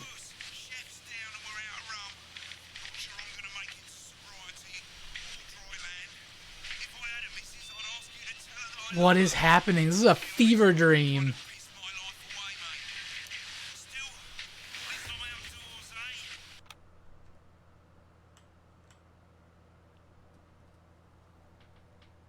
I hate this. I hate this so much. This is gonna be a weird, like, dream level, isn't it? No, I'm not. Ah! I'm not going to. I don't have to. No, you're being a child. I'm not. I'm not. I'm not, I'm not, I'm not, I'm not. Ah! No, oh, 5, 4, 3. Welcome back to the National Nightly. Well, welcome Fuck! back. I hate this thing. I hate this thing so much. Isolation isn't easy, so finally tonight we have something a bit different. Yes, Compass. This is what happens when the Furbies win. But it's not our job to entertain the public with absolute nonsense. Other, more important people overrule those people. So it's time to find out who will National Nightly win and who will National Nightly lose. Nightly, National Nightly, National Nightly lose. So, how do we play? Well, joining me as a man who knows all about playing, it's Tommy Harris. Hello, Tommy. All right, Johnny. It's good to see ya. And how are you finding the lockdown, Tommy? What do you mean lockdown? The enforced isolation of everyone in the country. Ah, yeah. I think I heard about that, actually, yeah. You're in bed, Tommy? Yeah, you called during nap time, so... Of course, that's my fault. So, why don't you tell us how the game is played? Well, it's pretty simple, Jeremy, you sausage. I'm gonna ask contestants from around the territory 3 questions. They're in the studio now. They're breaking in. And those people are gonna get a chance to win a very special prize. And what are they playing for, Tommy? Drum roll, please. Brrr. Jeremy. Oh. Thank you. This. Yeah? It's my athletic support, Jeremy. Oh. But I've signed it, so... Oh, well then, what a fantastic prize. Have we got anybody waiting to win this once-in-a-lifetime prize, Jimmy? I believe we have Angie on the line. How do you feel about winning this man's old pants, Angie? I've never been so excited, Jeremy. And can I just say, I love you. Both of you. Well, you've said it now, haven't you? Well, you said it now, haven't you?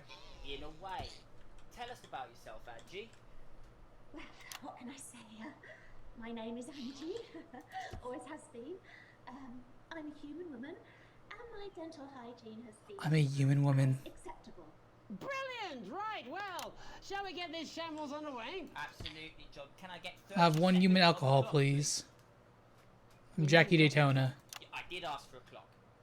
So, Well, why don't you start, and I'll stop you when it inevitably becomes unbearable to watch. I love it. All right, here we go. Time starts now. Question 1. Is this FNAF? No, but it feels like FNAF, but it's not FNAF. 13th of August at 7:19 a.m. How's it going, Joe? That is absolutely correct. Question 2. I said, what is my favourite colour? Crushed praline 4.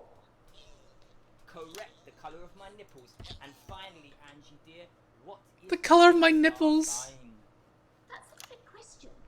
You were born outside of the human understanding of the cosmos. Unbelievable. That is correct. Stop the clock. Wow, that really was tough to watch. How did you do, Tommy? Well, Angie, my love, you got every single question right. Which of course means you lose and win absolutely nothing. Thanks for playing, Angie. Bye. Do we have another contestant on the line at Jelly Bean? We do indeed. We should have Sonia Artleach. Are you there, Sonia? Of course I am, Jamie, darling. Thank you for being here, Sonia. Oh, there you are, Tommy. Mwah. Let me guess, you work in theatre, don't you? Is it that obvious? What gave it away? Was it the glamour or poise? It certainly wasn't your inherent sense of humility. Tell us about yourself, Sonia. Oh, well, if you must play this game. I am a theatrical agent. I represent the likes of Rudy Beefman, Samuel Coffeecup, and Jodie Carpetburn, among... No!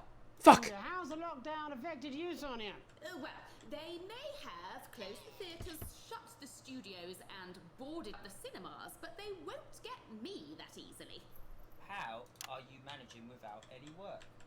Due to a savvy clause in all of my artist contracts, I am able to claim my 15% from their unemployment benefit. Wow, that certainly is sharp. Standard stuff, standard stuff. And can I ask, where are you speaking to us from? Well, I work from home, you know, to keep costs down. And who's this? Oh, well, you know, when they gave the order, I was actually mid-meeting with a client, so we've been isolated together. That's probably her husband in real life. What the fuck? Censored. Is that Tommy Censored. Censored. fan? Can I just tell you how bloody brilliant you are? Actually, Jeff, we're about to play a game, aren't we, Tommy? We've got time. Wait, that's the same actor who's Jeff Algebra?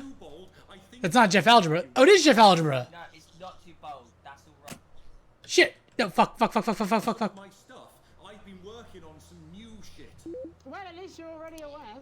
During lockdown, we've been workshopping some of Jeff's ideas for much younger children, haven't we? People still let you near their children, do they? Yeah, that's right. Yeah. I've been developing some shows for younger children. Well, we'd love to see it, wouldn't we, Gerbil? Absolutely dying to. Gerbil. Right, so, what do kids love? Timely child support payments from their absent fathers. Shallow and overproduced musical numbers? That's right. Animals! So, I'm trying to address the things that kids need to know, but through a medium that they'll understand. Do you understand? I think yes. I think so, yes. Jeff's one of my best clients, aren't you? I am, yeah. So, the first one we've been working on is called The King of the Jungle's Mortgage Company. It's about a lion who's having problems with his interest rates. I see. Does he have a broker? Why is his name Gerbil now going forward? It says Gerbil in his caption. You know that? Well, your work is universal, darling. It speaks to people. I'm going to say something to you, mate. I think you're onto something here. This gotta be a fever dream. Like this. Look at the sun. Yes, right. This one is much better. So, this one tells the tale of Mr. Bear. Now, Mr. Bear is a very sad bear. Because I'm a very sad bear too. Don't think that it'll amount to much, and they tell him that his plays are lazy and derivative. Well, I think you're onto something there. Now, Mr. Bear is a tragic figure. Picture this. He's at his lowest ebb. The trees are closing in. He can't... This is just a play about me. Salmon, can he? But then he meets someone that will change his life forever. This is fucking gripping. That's right. Censored. He meets a wise old octopus who takes him under his wing and says, "No, Mr. Bear, don't be sad. You're not like all the other bears. You have this ambition and these dreams." Such fucking dreams. I think I love you, Jeff. And what is to do, Mr. Bear? Says the octopus. Jeff Algebra's great. Charmed gesture or something. What you need to do to find happiness in this crazy old forest is you need to set yourself more realistic goals. It's called Mr. Bear Lowers His Expectations. Wow. You really have taken yourself to new depths. And what do you want children to take away from this? Oh, fuck shit, fuck. Oh shit, fuck. I said a more realistic worldview. Are you alright, Jamboree? It's Jeffrey. My name is Jeffrey Donington. No, stop. What? How does it end? We need to know how it ends. Well, all the animals learn a thing or two about inevitable mediocrity. And Mr. Bear settles down near to his parents' cave, stops trying to make his band happen, and he goes into... Stops trying to make his band happen. Becomes a bear maths teacher. Oh, and we end... We end on a big music musical number. Oh, there's dancing. It's very repetitive, so it's catchy but not too challenging. Well, if you like, I could go and get my boombox. Yeah, you know, I might be able to... Hang on, can we get Angie back? Why not? The more the merrier, as they say at orgies. Oh my god. Can we say orgy on television? Right, I'll just fill then, shall I? Coming up in a moment, it's the world premiere that nobody saw coming. Lights! Or wanted. What was that? What the fuck was that? Apologize in advance, what we're all about to You guys saw that? What was that? endure. You turn this shitting thing... Ah. Well, there's all sorts of creatures down on Dangly Doodle Farm. Like wise old Mr. Octopus with way too many arms. There's Mr. Pig and Mr. Cow. They're always in good moods. But that's 'cause they don't know they'll soon be sliced up. Oh no, it's a musical number. Mr. Bear, what's that over there? That's where your hopes go to turn into despair. Mr. Bear, what's that over there? That's where your dreams go to die. Mr. Raccoon wants to go to the moon. He'll end up as a bus driver soon. Mr. Porcupine thinks he'll read the news at 9. He'll end up as a janitor who stinks of turpentine. Mr. Tiny Mouse thought he'd own a massive house. Ended up in a bedsit where he can't control the louse. Mr. Horse thought he'd go Oh, you have the flooded forest. I hate the flooded forest. an alcoholic and he's on his third divorce. Mr. Bear, what's that over there? That's the place your life becomes an endless questionnaire. Mr. Bear, what's that over there? That's where your hopes go to die. Lower your expectations. Maybe you could get a job in telecommunications. No matter how you try, you'll never reach the League of Nations. The best you'll get is middle rank in trading operations. So lower your expectations. You'll never win an Oscar, so there's no congratulations. The future that is coming will not meet specifications, and no amount of visualizations will save you from your own deterioration. Mr. Bear, what's that over there? That's a tramp who thought This is a banger. millionaire. I wish your VOD was around so I could watch you squirm. Which VOD? That's where self-esteem goes to die. Mr. Bear, what's that over there? That's the disappointment that is waiting everywhere. Mr. Bear, what's that over there? That's where your schemes go to die. That's where your dreams go to die. That's where dreams go to die. Amen, Mr. Bear. Amen. Is this on Spotify? I bet the album's on. They do sell the soundtrack on Steam. I need to get the soundtrack. For it did come to pass that on the road there was a wise man and a foolish man and a weird man. And there did come upon them from the local village a truth seeker named Unlikely Brian. And he did come to them with alms and someone else's arms and a question. "O wise and weird and foolish man," he said, whilst dancing the traditional jig of inquiry common in those lands at those times, "how, grant thou, can the many weights and measures of life be balanced?" And the wise man did say, Of the two songs I heard so far, they've both been bangers. and the foolish man did say he'd heard a good tip for the camel race and that it was a sure thing. She's cute. And the weird man did say that 2 ears was just the right number. There was no good place to put a third that wouldn't be aesthetically upsetting. Although he did see the use for a second anus.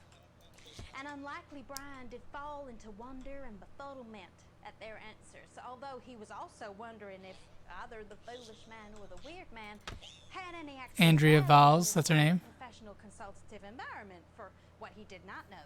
was that the profound man and the practical man were both on annual leave that week. I think all my Skyward Sword VODs are uploaded on YouTube, Joe. I'm not 100% sure. But what unlikely Brian did not reveal was that he was asking for his friend Alex, who had enraged their spouse over a passport, treated their son Charlie The one by the phone got you. baby, and was too miserly to even pay for their daughter's holiday. And thus did Alex's family become like our Lord when he discovered a turd in his cradle. Shit. Nebuchadnezzar to leave. Fuck. Fuck. Fuck. That's all we have time for tonight. Ah! Little Megan Wolf. Have a hateful night. Are we done? Oh my God! I thought I was gonna. Oh, fuck. Fuck. Fuck. Oh my god, I'm fucking this up so badly. Alright, crazy Neil again.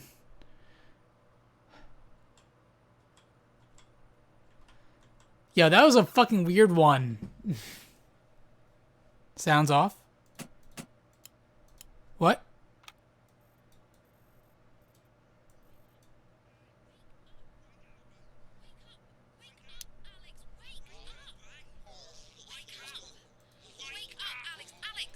Wait.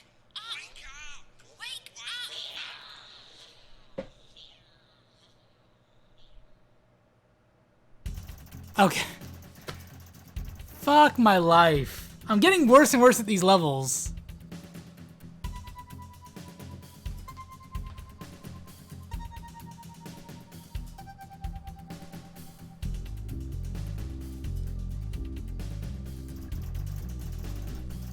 At least I shot way up during the song at least. Thank God for the song, otherwise I would have failed that. All offensive words were censored, all an interference-free show, an exceedingly poor edit. You played one advert too late. Yeah, the advert at the end was my bad. Fuck.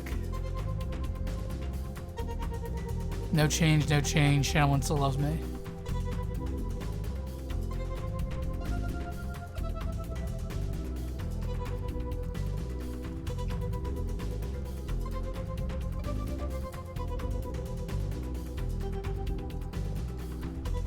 I don't think I need to watch any of these ones. I think that was all just a dream sequence. I should probably. I do want to go back at some point, but I don't think I'm gonna do these right now. I just want to get to the next thing so I can stop for now. The next day. The rhythmic beeping of the heart monitor brings you slowly back to consciousness. Opening your eyes, you're greeted by a semicircle of concerned faces. Your family by your side, a reassuringly familiar sight in these new surroundings. You blink a few times to clear the sleep from your eyes and bring everyone into focus. Looking up, Sam's face is a mixture of concern and frustration. Things haven't been great between you two lately, and Chris hasn't been helping things. Leaning at Sam's shoulder with a sour expression, it's clear there's still no love lost between the two of you. While Sam is clearly is worried about you, the family's scowl is obvious on both of their faces. I can't believe I've just woke up to the gruesome twosome. No, absolutely not. The worry for you wins out, and Sam takes your hand before leaning in to kiss your forehead. Aw. Of course, sweetheart. I could never have been anywhere else. For the first time in a while, you both genuinely smile at each other before you look to the rest of your family. Susie is standing next to Sam, less worried now that you're awake and smiling. You can see Sam's worry on your daughter's face, but it quickly turns to a frown when she notices you looking at her. I'm glad you're okay. It's muttered more than said, a grudging acknowledgement that despite your recent differences, she still cares. Thanks for coming.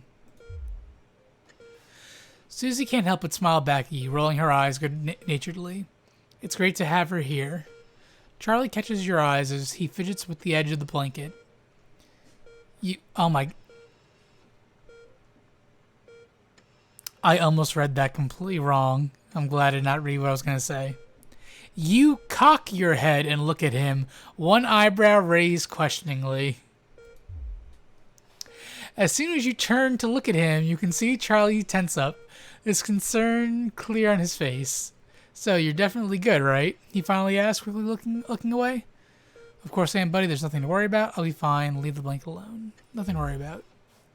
Charlie looks at you and grins. One of those infectious smiles that spreads around the room. It's always good to have him in your corner. Your smile fades as you notice your mother staring listlessly out of the window. Despite all of her best efforts, she's not doing well lately. Are you okay, Mum? Your mother starts your call clearly shocking her out of her reverie. She turns to you and smiles, and you're grateful to see the increasingly rare recognition in her eyes. Yes, dear, of course. How are you feeling? You smile warmly and nod, but before you can respond, a doctor bustles in and ushers everyone out. She asks you for what feels like 100th time how you're feeling. Surprisingly well, all things considered. Oh, I got shocked. I've been in a coma, haven't I? I got shocked in that last level. I've been in a coma. Excellent. There's no sign of any real damage, just a bit of shock to the old system, pardon the pun. Not that we'd recommend you do anything like that again, of course. After a couple of days rest at home, you should feel right as rain. She turns to leave but stops at the door. Oh, in the private room in care. The doctor's gesture to your room, which it now notices looks rather expensive. What the fuck was that? Has all been paid for by Mr. Bozeman. He left those flowers and said not to worry and to take the rest of the week off. He'll see you Monday, apparently. Seems like the least he could do. My boss is good.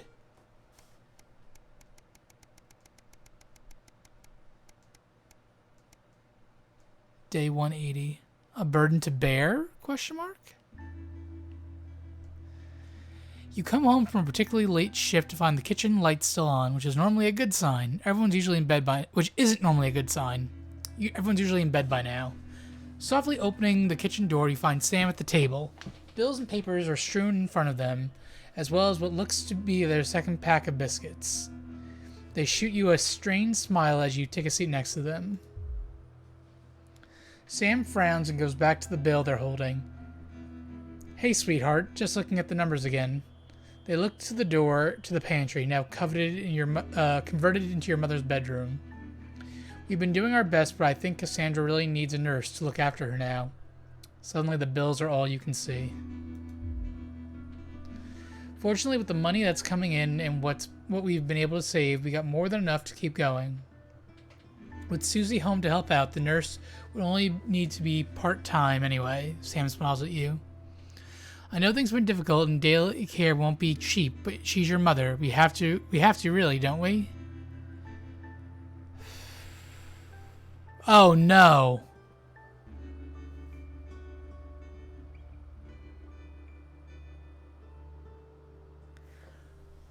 We can ship her off to the elder facility and they'll kill her.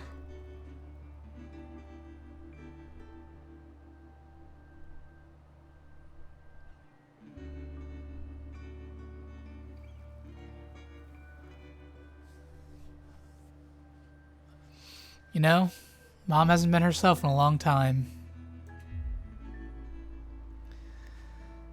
Sam seems somewhat taken aback. Well, she's your mother, Alex. I can't tell you what to do, but I don't think it's what she'd want.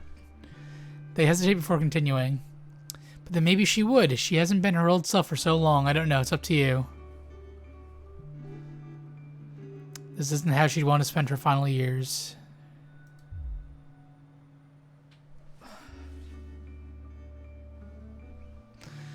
Tomorrow you'll need to tell the kids and then book the appointment at the transition center. What else could you have done? Listen, I feel sick to my stomach right now, but at the same time, if I was ever if I was ever old and wasn't myself anymore, I was a burden, I'd want my family to get rid of me. I'm just saying.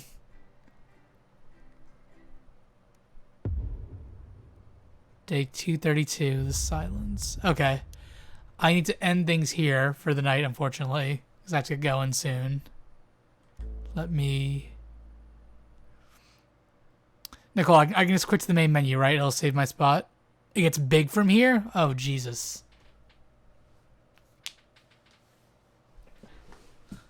Okay, quit to main menu. You lose all and save progress. Are you sure? Yes. Good evening. I'm Megan Wolf. You've unlocked additional content. Our main headlines tonight. Okay.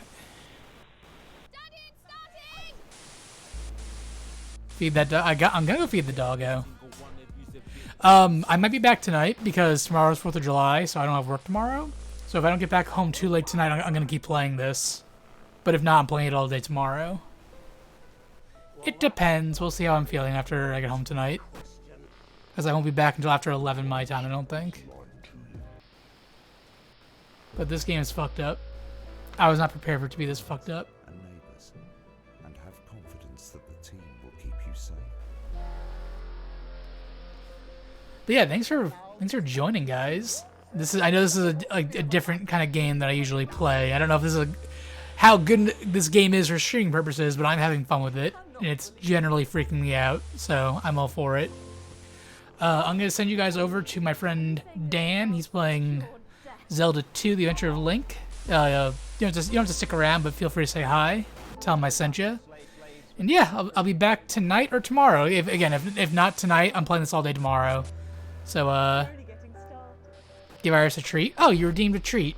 Oh, sorry, Graham, completely missed that. Iris. Here, I'll give her 2 treats because I missed it.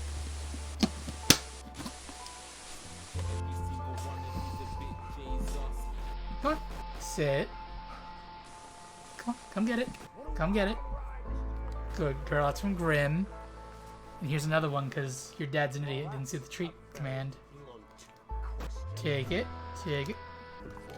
Good girl. Alright. I'll see you guys in a little bit, either tonight or tomorrow. Have a good night, y'all. Happy Monday. Peace.